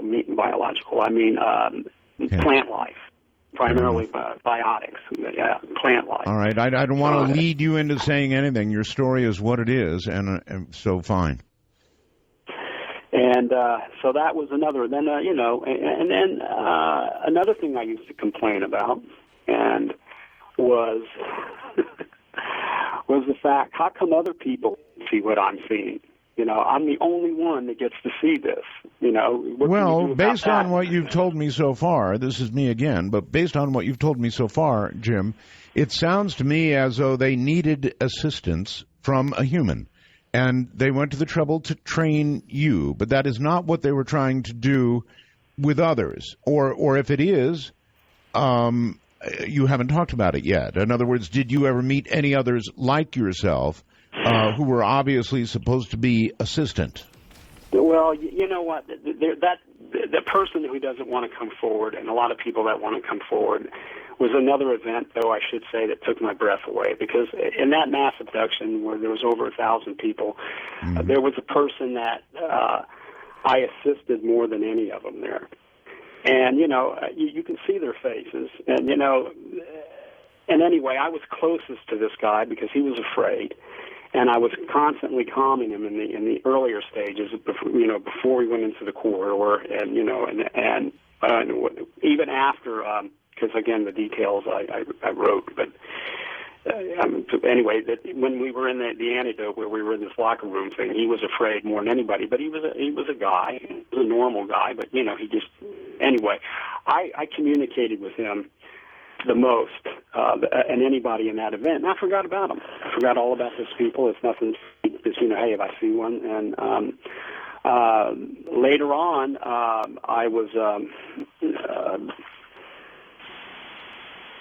I had attended a conference where this was before I came out as a lecturer and a speaker and so forth. And I was at a conference, and I was standing outside by myself to stretch my legs, and here comes this person with one of those huge cameras on his shoulder, like a media person.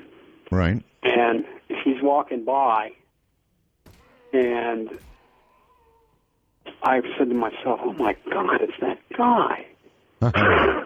It's that guy!" Okay, so finally there was somebody. Oh, good. Okay. Yeah. And then to watch him walk by, he stops, and the camera's rocking back and forth. And I'm going to, the camera rocks back and forth because he picks a stop, because obviously he sees me, and it occurs to him, I must know this person. And he turns around and walks up to me, and he says, "Do I know you?" And guess what I said? No. Really? Yeah, really? You said why? No, I can't. I cannot imagine why. Why would you say no? I didn't want to lead it to anything that can me saying that I let him or moved him in a way to say that was me. I wanted to see what he was going to say. You see what I mean? Because if I say, "Yeah, I know you. I saw you on board. I comforted you when we were in this big abduction and all this stuff right off the bat," I wanted him to tell me something. And so that's when it got interesting, because he looks at me and says, I know you, but I just can't place where it is. And I'm biting my tongue because I know this guy. So again, he doesn't want to come forward. So he does.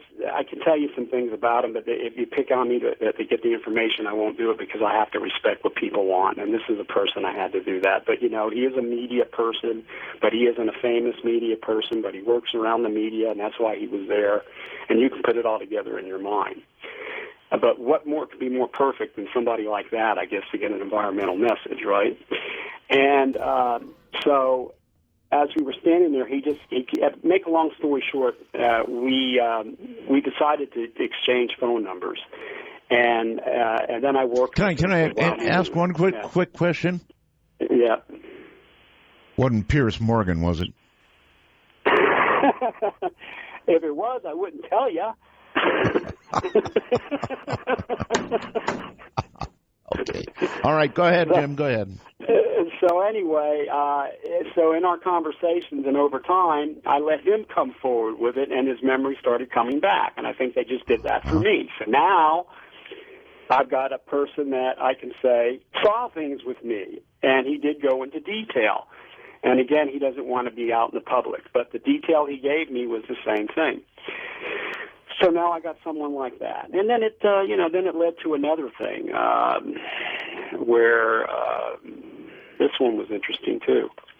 So you can see where I'm going, basically. That there's even though I'm feeling better about this, it's leading to other things that have deeper meanings.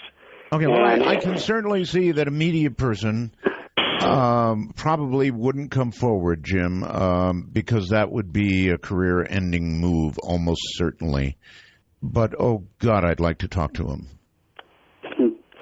Well, I mean, I have to honor his wishes, and so I have to stay there, and I have to. So I keep my word. Understand. I understand. Believe me. I know know you do.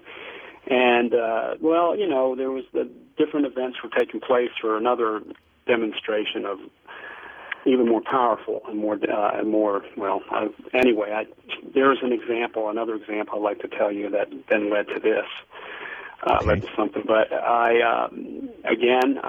now I was walking down the beach, and people are they're funny about seeing things, and they're afraid anyway.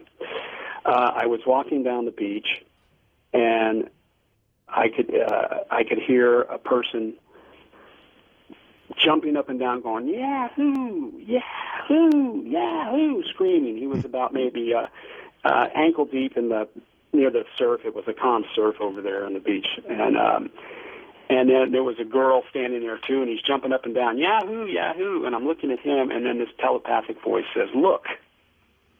And I looked over, and my head automatically turned where they wanted me to look, which was about 70, 80 degrees into the sky over the ocean. And there was this streak of a light that was a bright, bright light with a hue of blue that had no beginning and no end. Now, do you see light beams like that every day? No. No. Okay. So here's what looked like a light beam, and it was very, very high in the sky.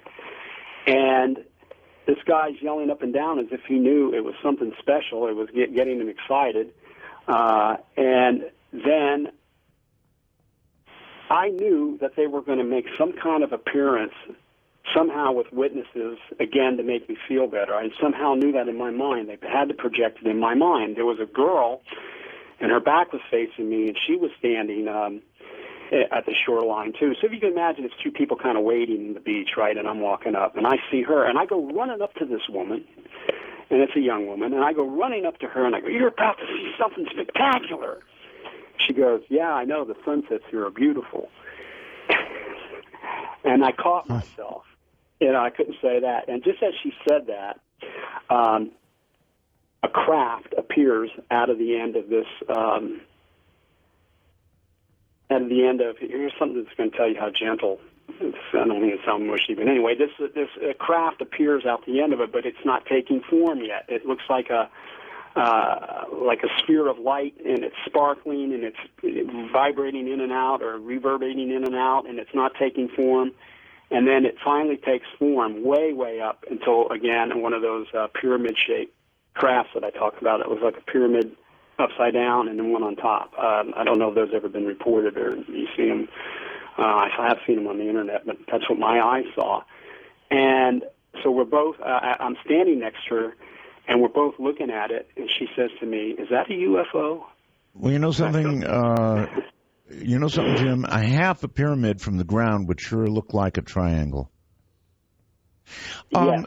And there's something I want to tell you, and I've got a whole bunch of messages here. And this is one of them, somebody calling themselves Lone Listener. The planet is dying. Same thing they told me, Art. So, in other words, a number of people are reporting that they have been told this, basically the same exact thing, Jim.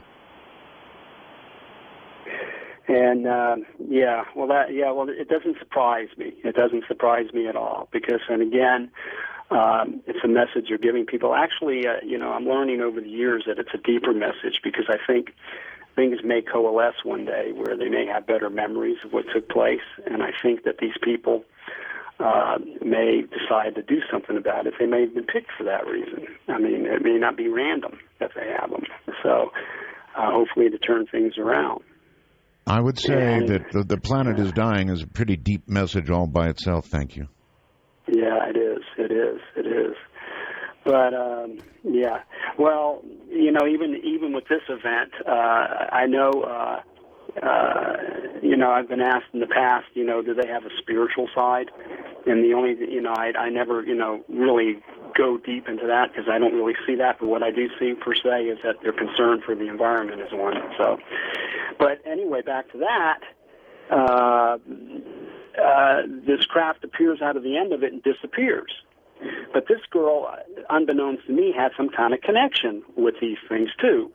And meaning that when it disappeared, she looks at me, and she doesn't know me, but she's mesmerized by it. She goes, "It's going to come back." And I said, and I knew too, I said, "Yeah, it's going to come back."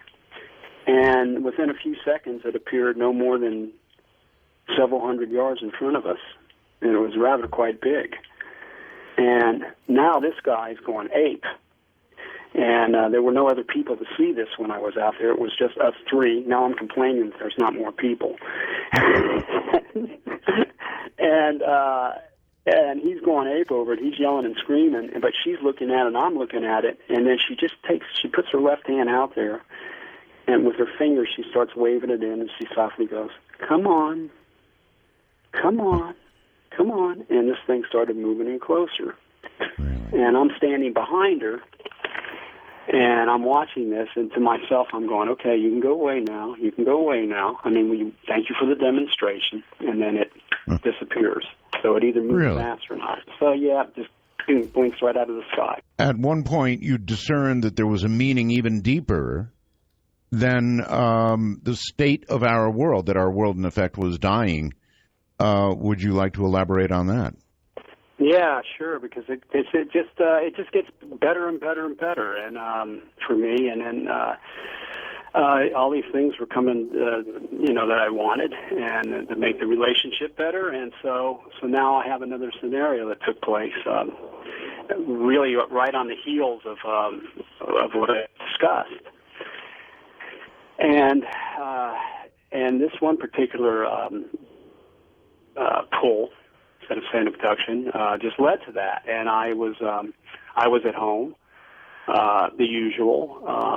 This time I wasn't in bed or anything. I happened to be sitting up. I was awake, and then all the sounds and the whistles that go with what we call a pull, the hard way, so to speak, started taking place. Mm-hmm. And I found myself.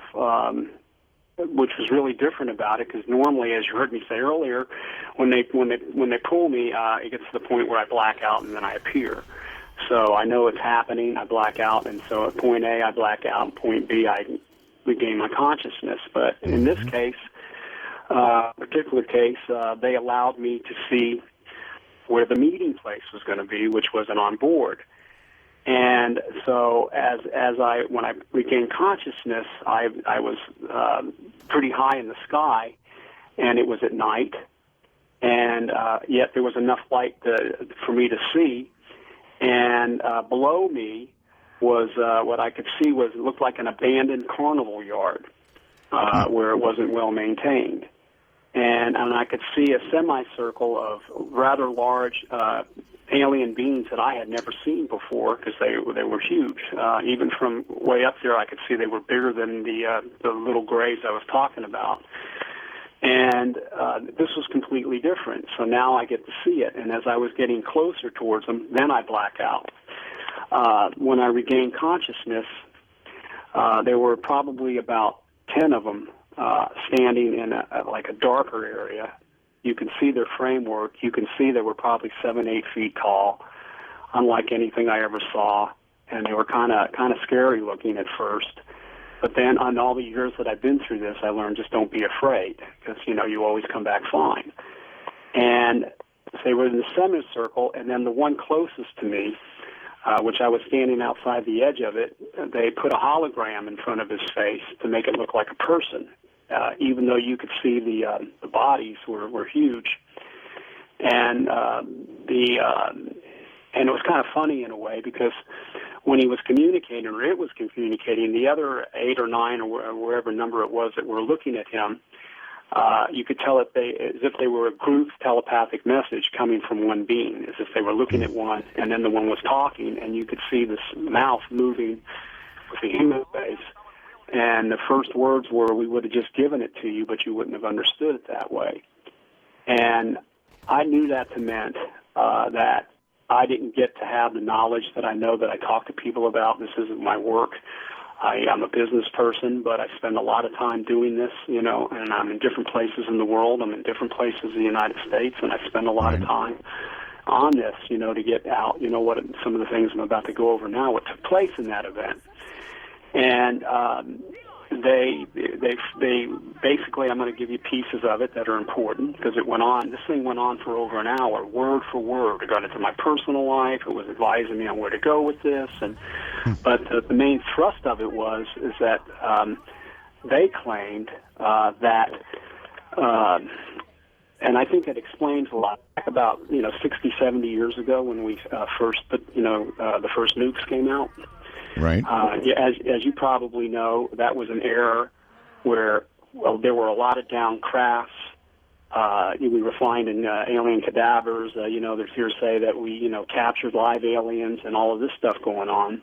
Which, considering everything over the years, what I surmised that to be was that when we were exploding nuclear bombs, they were coming in from every direction, and I have a little anecdote. They were coming in so fast and so many that they were crashing into each other from time to time. Well, we certainly do know that all of this began when we did drop the bomb, when we were testing the bomb, when we dropped the bomb. There was an immense number of UFO sightings, and as you pointed out, crashes. There were crashes. So maybe you're right. Maybe they got in each other's way. Well, according to them, this is what took place, and I surmise it to be that period. They actually came down and did the right thing. They followed the proper protocol.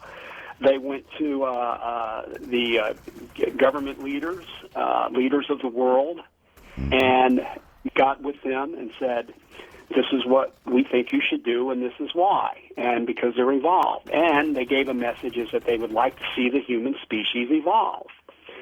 And part of evolving is to clean up our own backyard, so to speak, so we can join the galactic neighborhood. So that's the positive aspect. That's what I mean about this. So we can be part of what this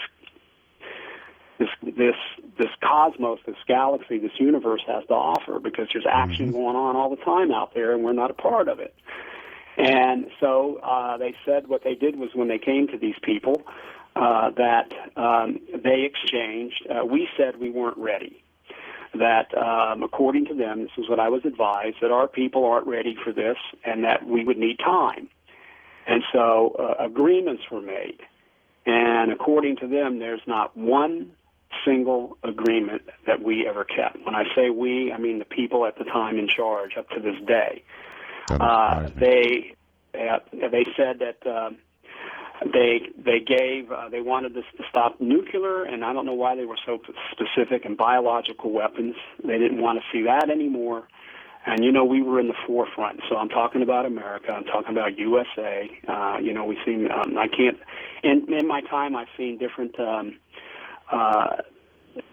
people from different parts of the world, and, either Hispanic, and I've seen Asian, and I've seen, in all these abductions. So, but we were the people on top of that at the day. And in exchange, they gave technologies to better this planet.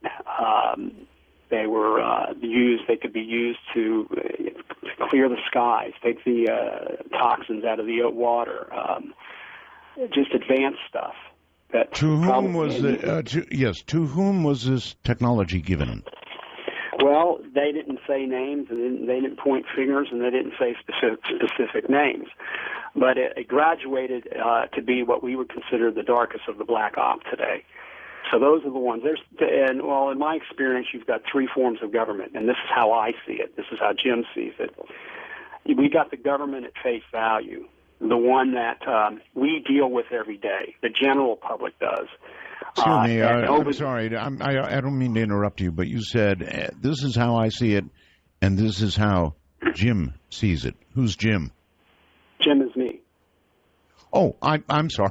Okay. I thought you were referring to somebody else. Okay. Yeah, the other Jim, yeah. No, it's me. So I see it as how Jim sees it all these years, and I surmise it to be so, but it's sensible, because you have this government that we deal with every day at face value.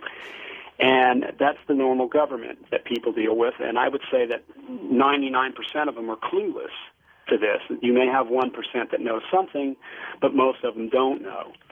And then you got what I call your second form of government, which isn't quite at the black op level. These are the ones that collect the relics, collect the downcrafts, back engineer things, And from, the crashes and so forth, they may even have, cadavers. Who knows if they even have an alien. And they think they're on top of this phenomena, and they think that they're the top secret of the top secret.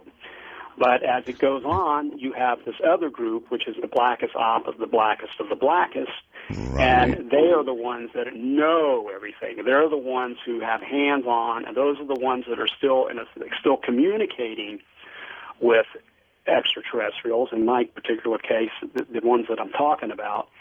And, so there's an interaction going, and there's here's the message that as it went, that when they came to people, as I said, these things later on formed. They came to the leaders, and they exchanged the technology for us to do these things, and we didn't do a single thing. And unfortunately, these were their words.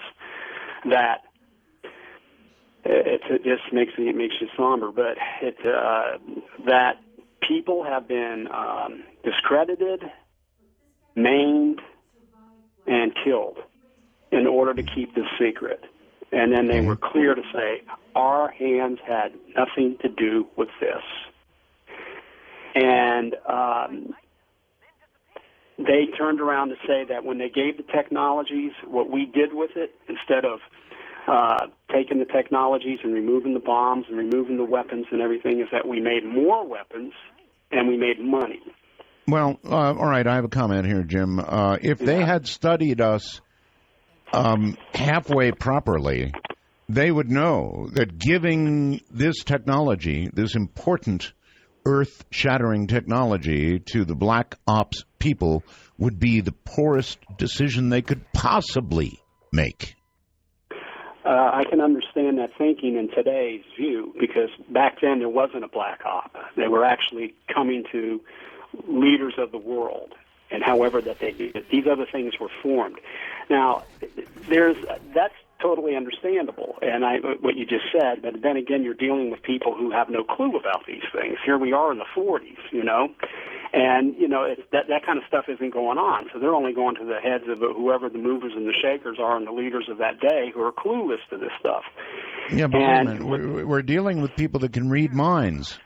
Yeah, well, I think what it is over the years, Art, as they want us to meet them halfway, and I think the way they are and as advanced as their cultures are, that I've figured out, and I mean it's clear to me that they just can't come at face value and it working. I think it's part of a program to get us to realize what we're doing and bring us there.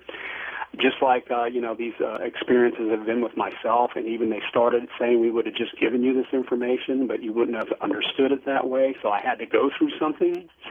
And I think in the bigger picture, they have us to go through things. And it's a positive thing, even though a lot of negative things take place for positive things, because human beings, we're not, we mess up.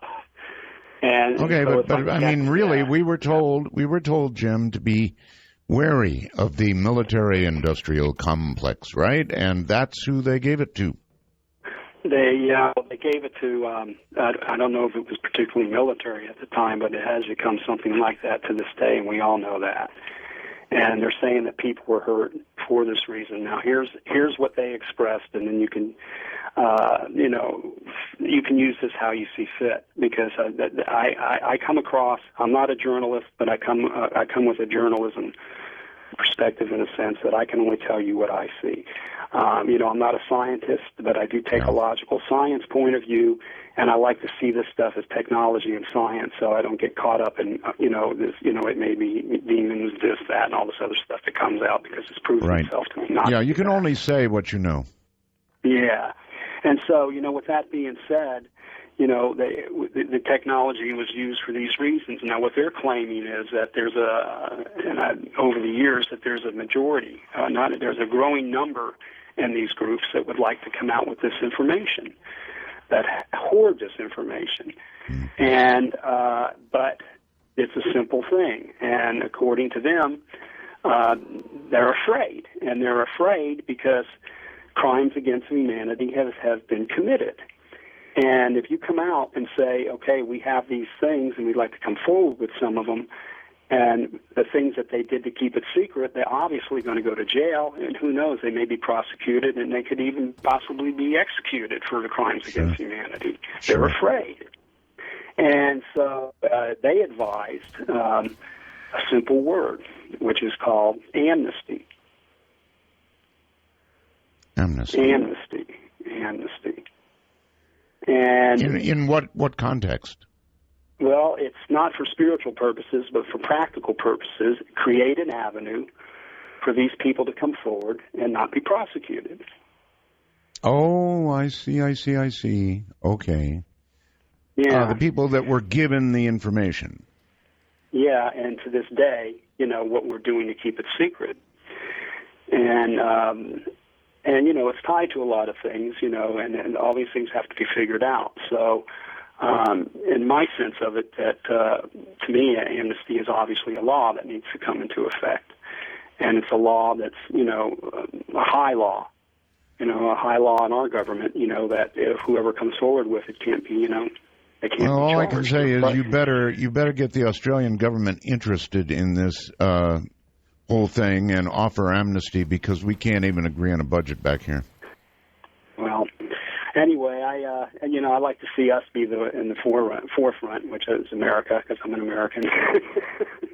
I guess I'm a little one-sided about that. I can't help myself. I'm not, that's, you know what I mean. But, and so, that's what they put out for that to happen in order for these things to come out. And so now, we've got different campaigns going on, which make things very difficult for this. And I think, we all want to see disclosure, and disclosure is something where they can come forward. But I think you can work hand in hand with the disclosure movement, with the amnesty movement, because disclosure is saying we want the answers, but in a sense, I don't think they're going to say everything. And I think amnesty would, create that. And, sure. And that's the meaning behind it. So that's the message I give, as I go all over the place, for the amnesty. All right, well that makes sense. But again, I'm very concerned. We're in a country right now that's basically, the only word I can think of is dysfunctional. Maybe that will change, Jim, but I'm less hopeful every day. Well, I understand it. It's a mess. It's a mess. Nobody can argue that. Definitely. Did they tell you anything else that would be useful? Like, for example, our planet's dying. Are there timelines? Is there anything else we can know about how long we might have? Well, they don't give dates. They don't say times to me. They haven't at this point. Mm-hmm.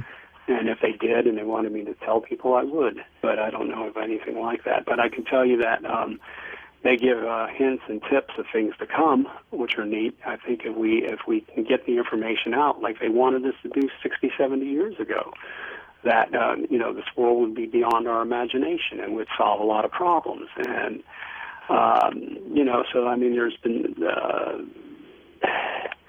It says, it would resolve a lot of problems. Anyway, so some of the tidbits, that have taken place that are kind of neat is, as time has gone on and over the years, my interaction with these beings are completely different.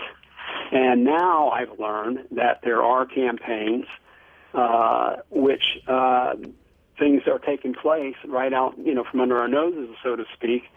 And I get involved sometimes with them, and one of which is one of my favorite ones, is that they actually there are human beings who are raised somewhere else.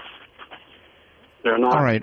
Here's a question for you that was bound to come, Jim, and people reflect back on the box that you talked about, and they ask, do you have any physical proof of all that happened to you, or anything that happened to you? Was there any physical anything?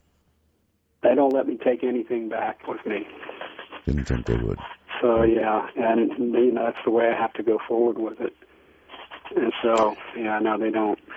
Okay, questions. Let's go to Illinois and say, Gary, are you there? I'm here. Oh, Gary. Yes. Good. What kind of... Hopefully you have a question for Jim Sparks. Yeah.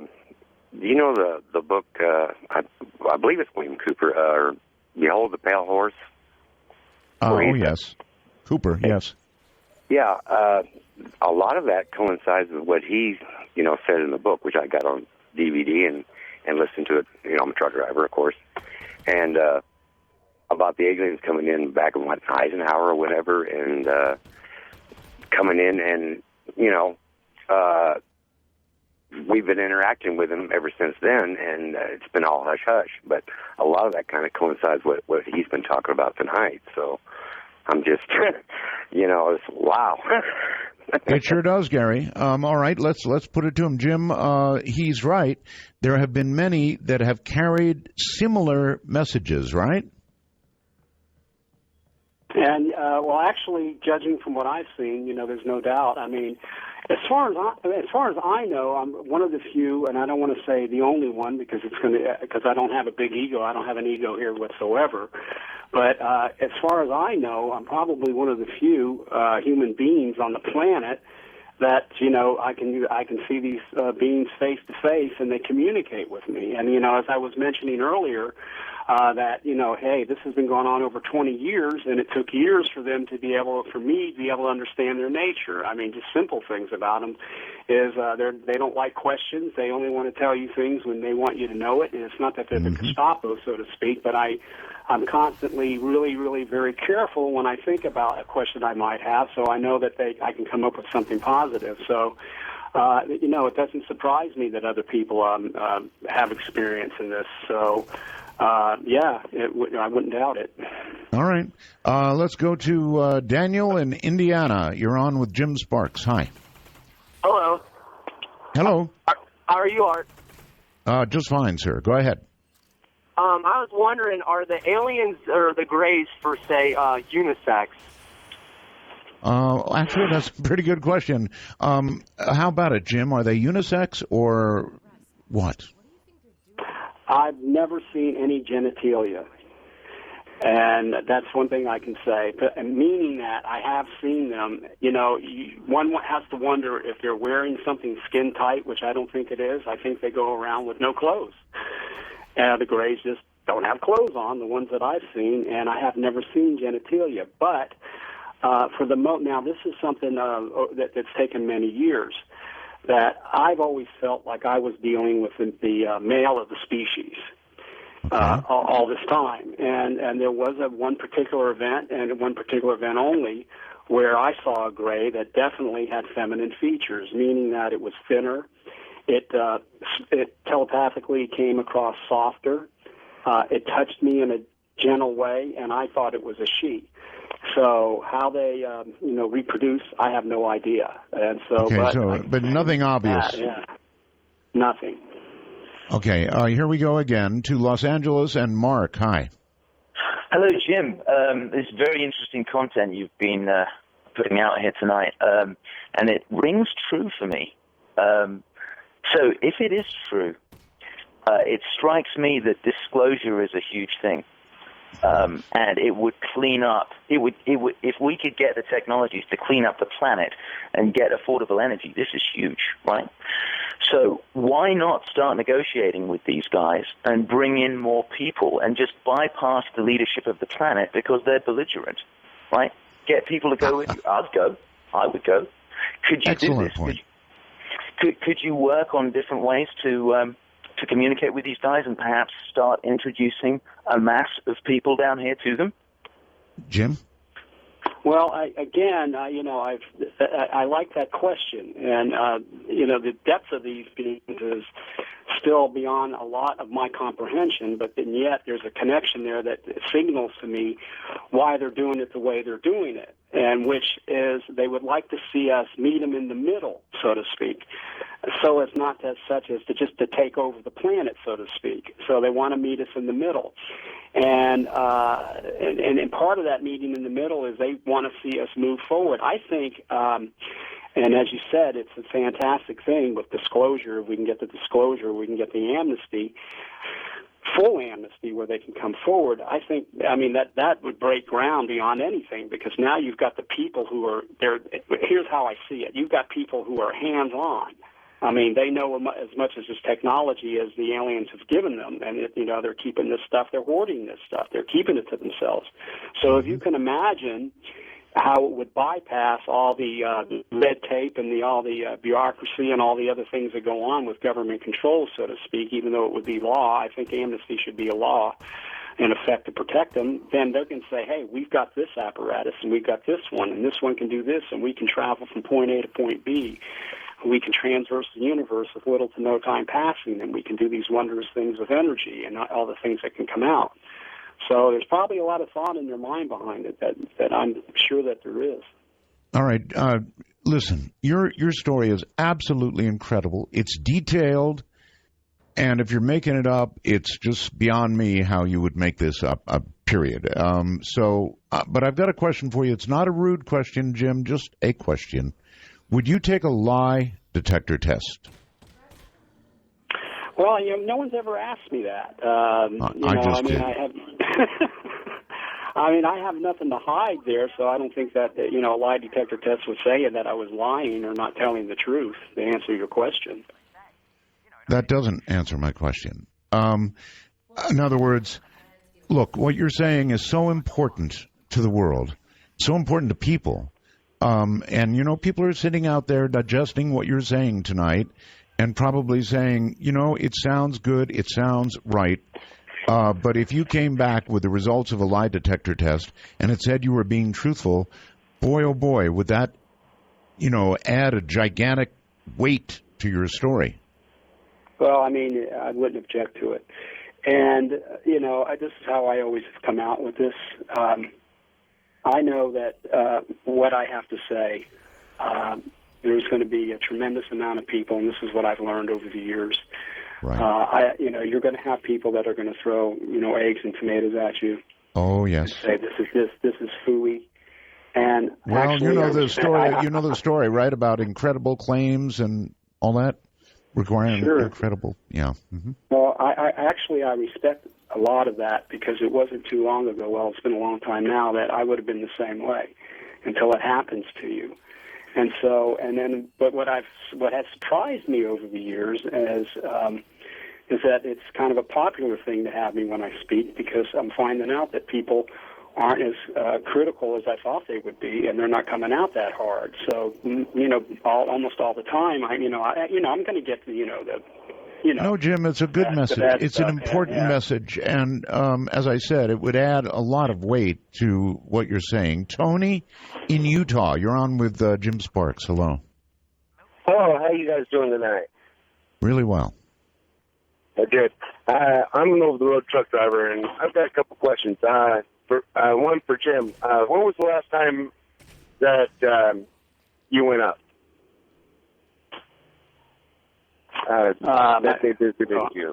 Okay, we're not going to be able to do this multiple question stuff, but let's have them at. When was the last time that you were pulled?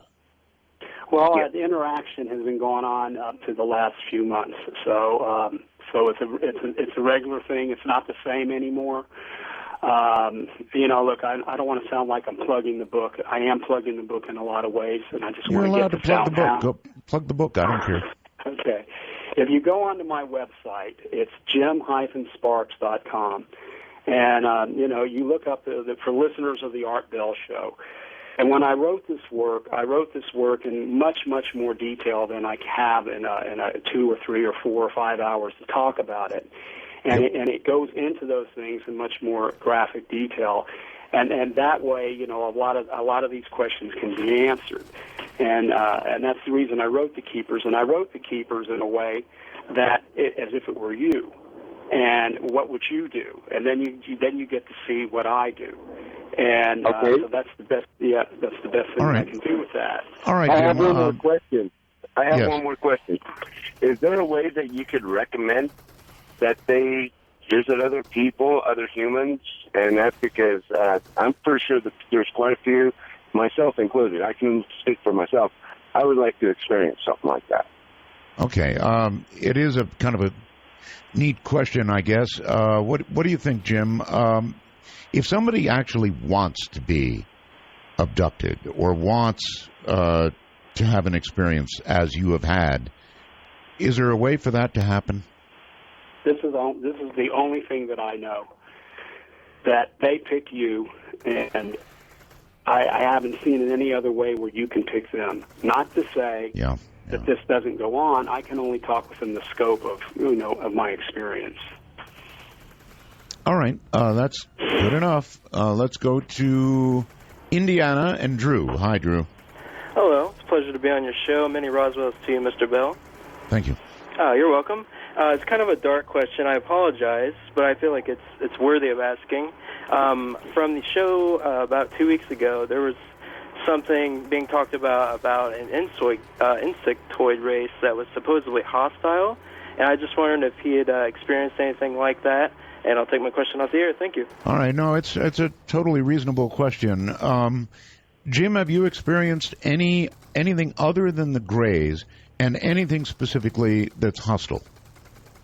I can speak about another species other than the Greys, because better than 95%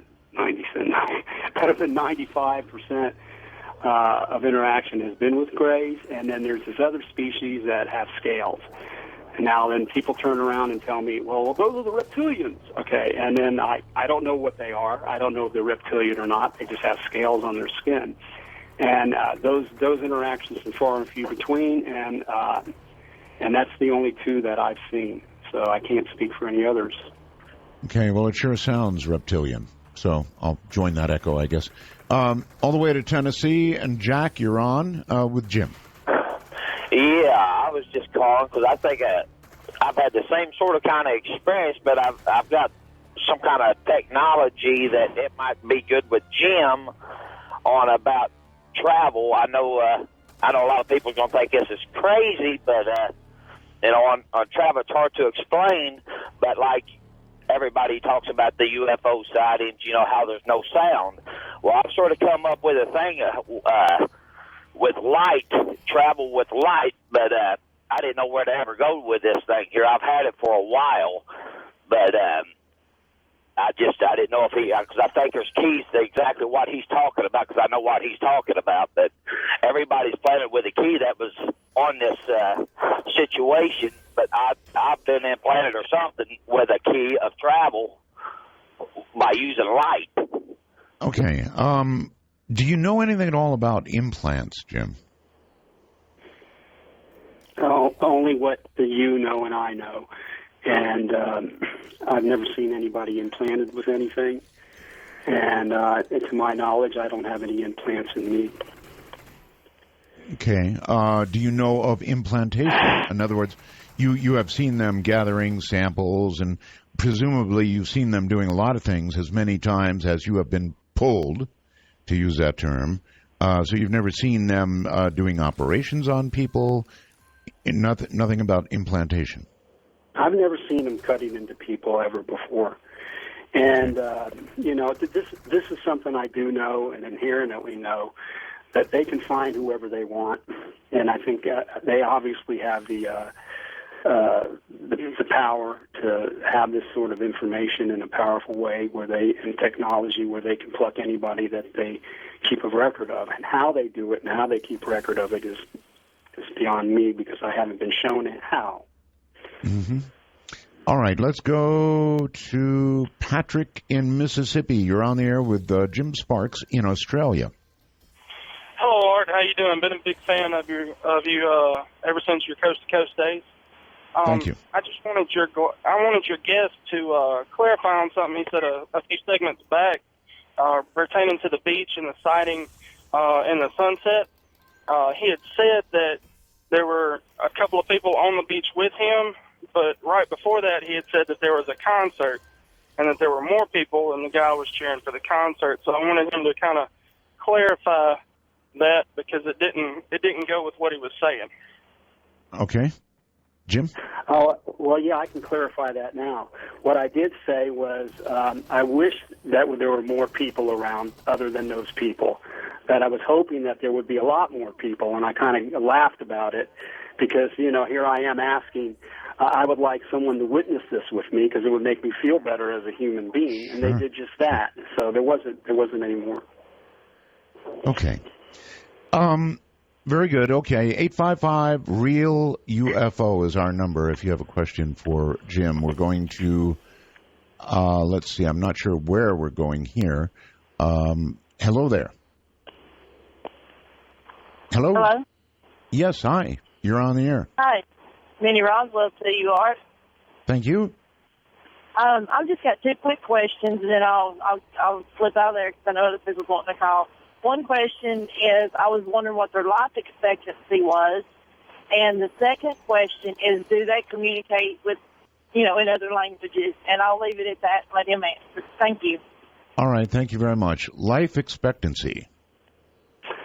Well, to the best of my knowledge, I can't say, but I can say from what I believe to be so. So let me clarify that I believe that they probably have figured out a way to conquer dying.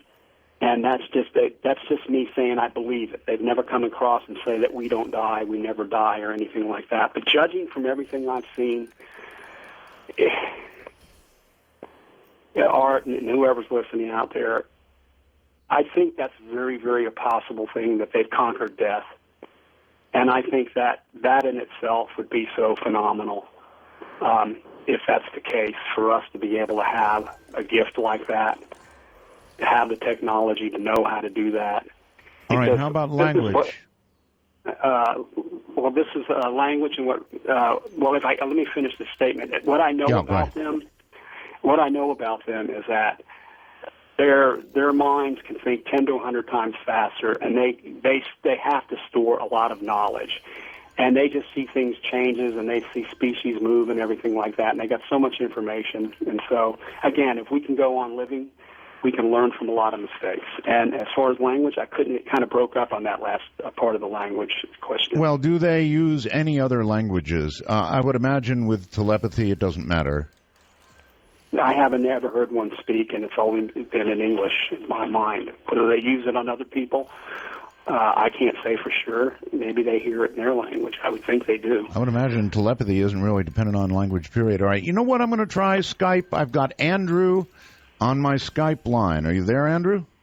I am, Art. It's good to be back on the show. Long time no speak. Where are you? I'm in Australia. I spoke to you yesterday. Yeah, that's right. Okay, of course. All right. Well, it's Australia and then back to Australia. How weird is that? That's right. I just wanted to ask your guest, how long was the longest period of time he ever spent with them? And if he did they feed him? Did he need to go to the bathroom? Just regular stuff like that. Okay. Longest period of time. Thank you very much, Andrew, by the way. Longest period of time. Many hours at times. And no, I never got to use the bathroom because I never got the urge to use the bathroom for whatever reason it may be. And as far as what was the other point in the question? It was the bathroom and something else. No. Yes. No, but I would certainly like to see what the food would be like. But no, they've never offered any food. Could you give us an idea of the kind of time that these pulls involved? Some of them, over the years, particularly in the early years, I would say had gone well over 6 hours, 7 hours, well over 6 hours. And those are not the normal. And that was in the early stages when they were working on me hard and, to learn what they were. And so, yeah, I was gone a pretty long time. I mean, if you can imagine 6 hours to most people, to me and you, would seem like probably 25, It sure would. The circumstances, yeah. Yeah. All right, let's go to Lauren in Illinois. Hey, what's going on? Well, at the moment, you are. Oh, that's it. Roswell to you, pal, and hello, Jim. Okay, he's not going to be real responsive. Just go ahead and ask your question. I was wondering if Jim ever had experience where the Greys made him move objects with his mind, like telekinesis or whatever, and if he got it wrong, was there any repercussions like headaches or pain or anything like that? That's two questions. Something about headache and pain? Oh, no, I was talking about did they ever make him do any tests where he was moving any objects with his mind? Okay, yeah, I got that. All right, I got that. And if there was any... Hold on a moment, please. Telekinesis.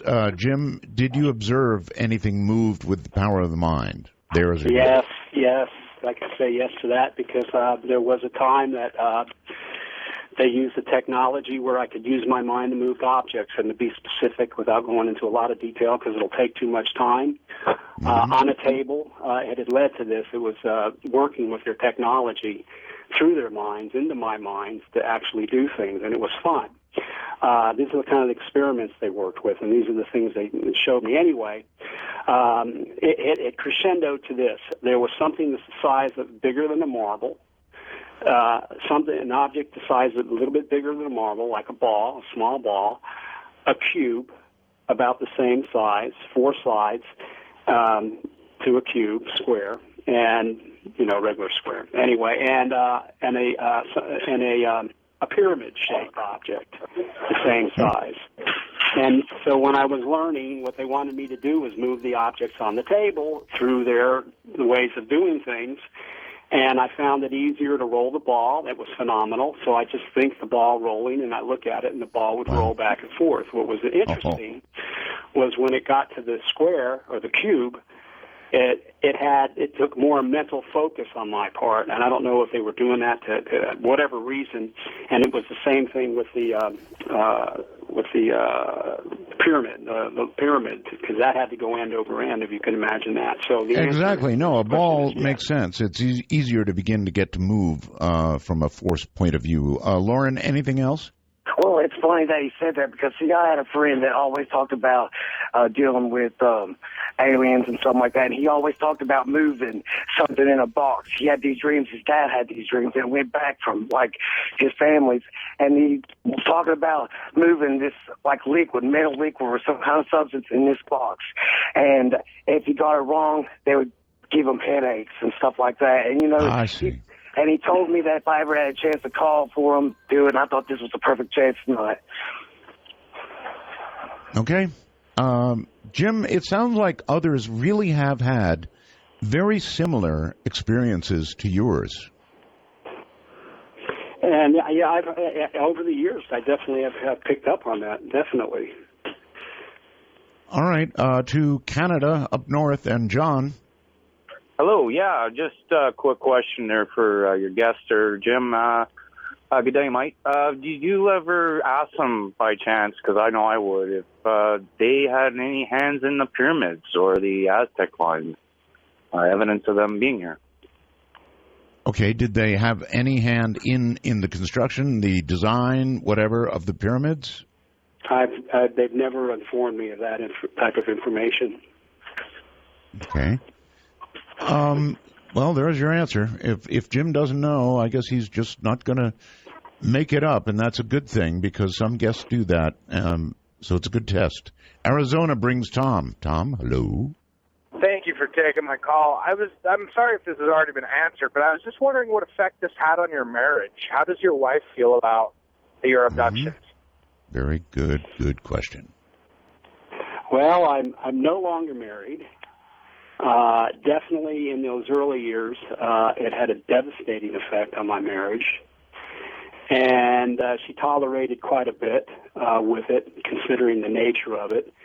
And then she became okay with it over time, over years, and we are divorced. But our divorce isn't the reason for our divorce has nothing to do with these experiences. Fair enough. You know, I kind of like your answers, Jim, or maybe I'm saying this to the audience more than I am to you. I kind of like your answers. Florida brings Andy. Andy, hello. Hi.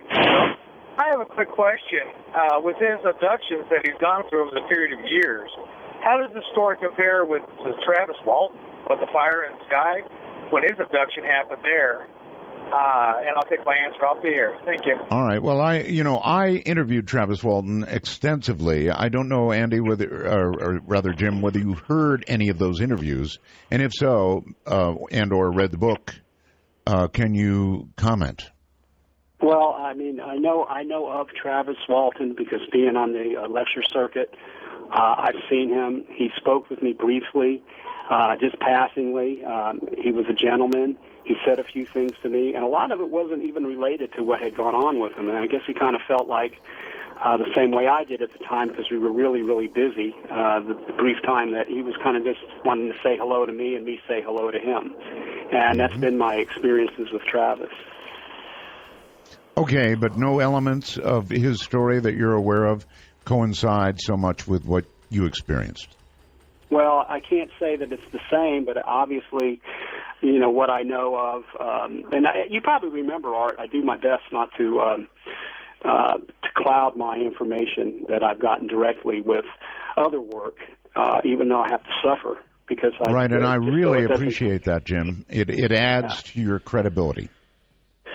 And so, I mean, I know of, you know, when you're at a conference that he was, you know, you know, the things that everybody knows. He was out there. They were workers, and something happened, and he got put in the ship, and he was gone for a while, and then I guess they thought he was gone for good, and then he came back and reappeared, and that's what I know about Travis. Well, yeah, the details of the actual abduction itself and the ship are pretty, I guess the word might be gruesome. It was pretty gross. Mike, you're on the air. How are you doing today? I'm doing great. Terrific. Mister, there, I got a question for you there. In regards to the aliens, when you said that their message was to clean up our planet, though that it's dying, did it ever occur to you that it's possible they might be trying to do the same thing in the background without our knowledge? What are you saying? That they are actually cleaning up our planet?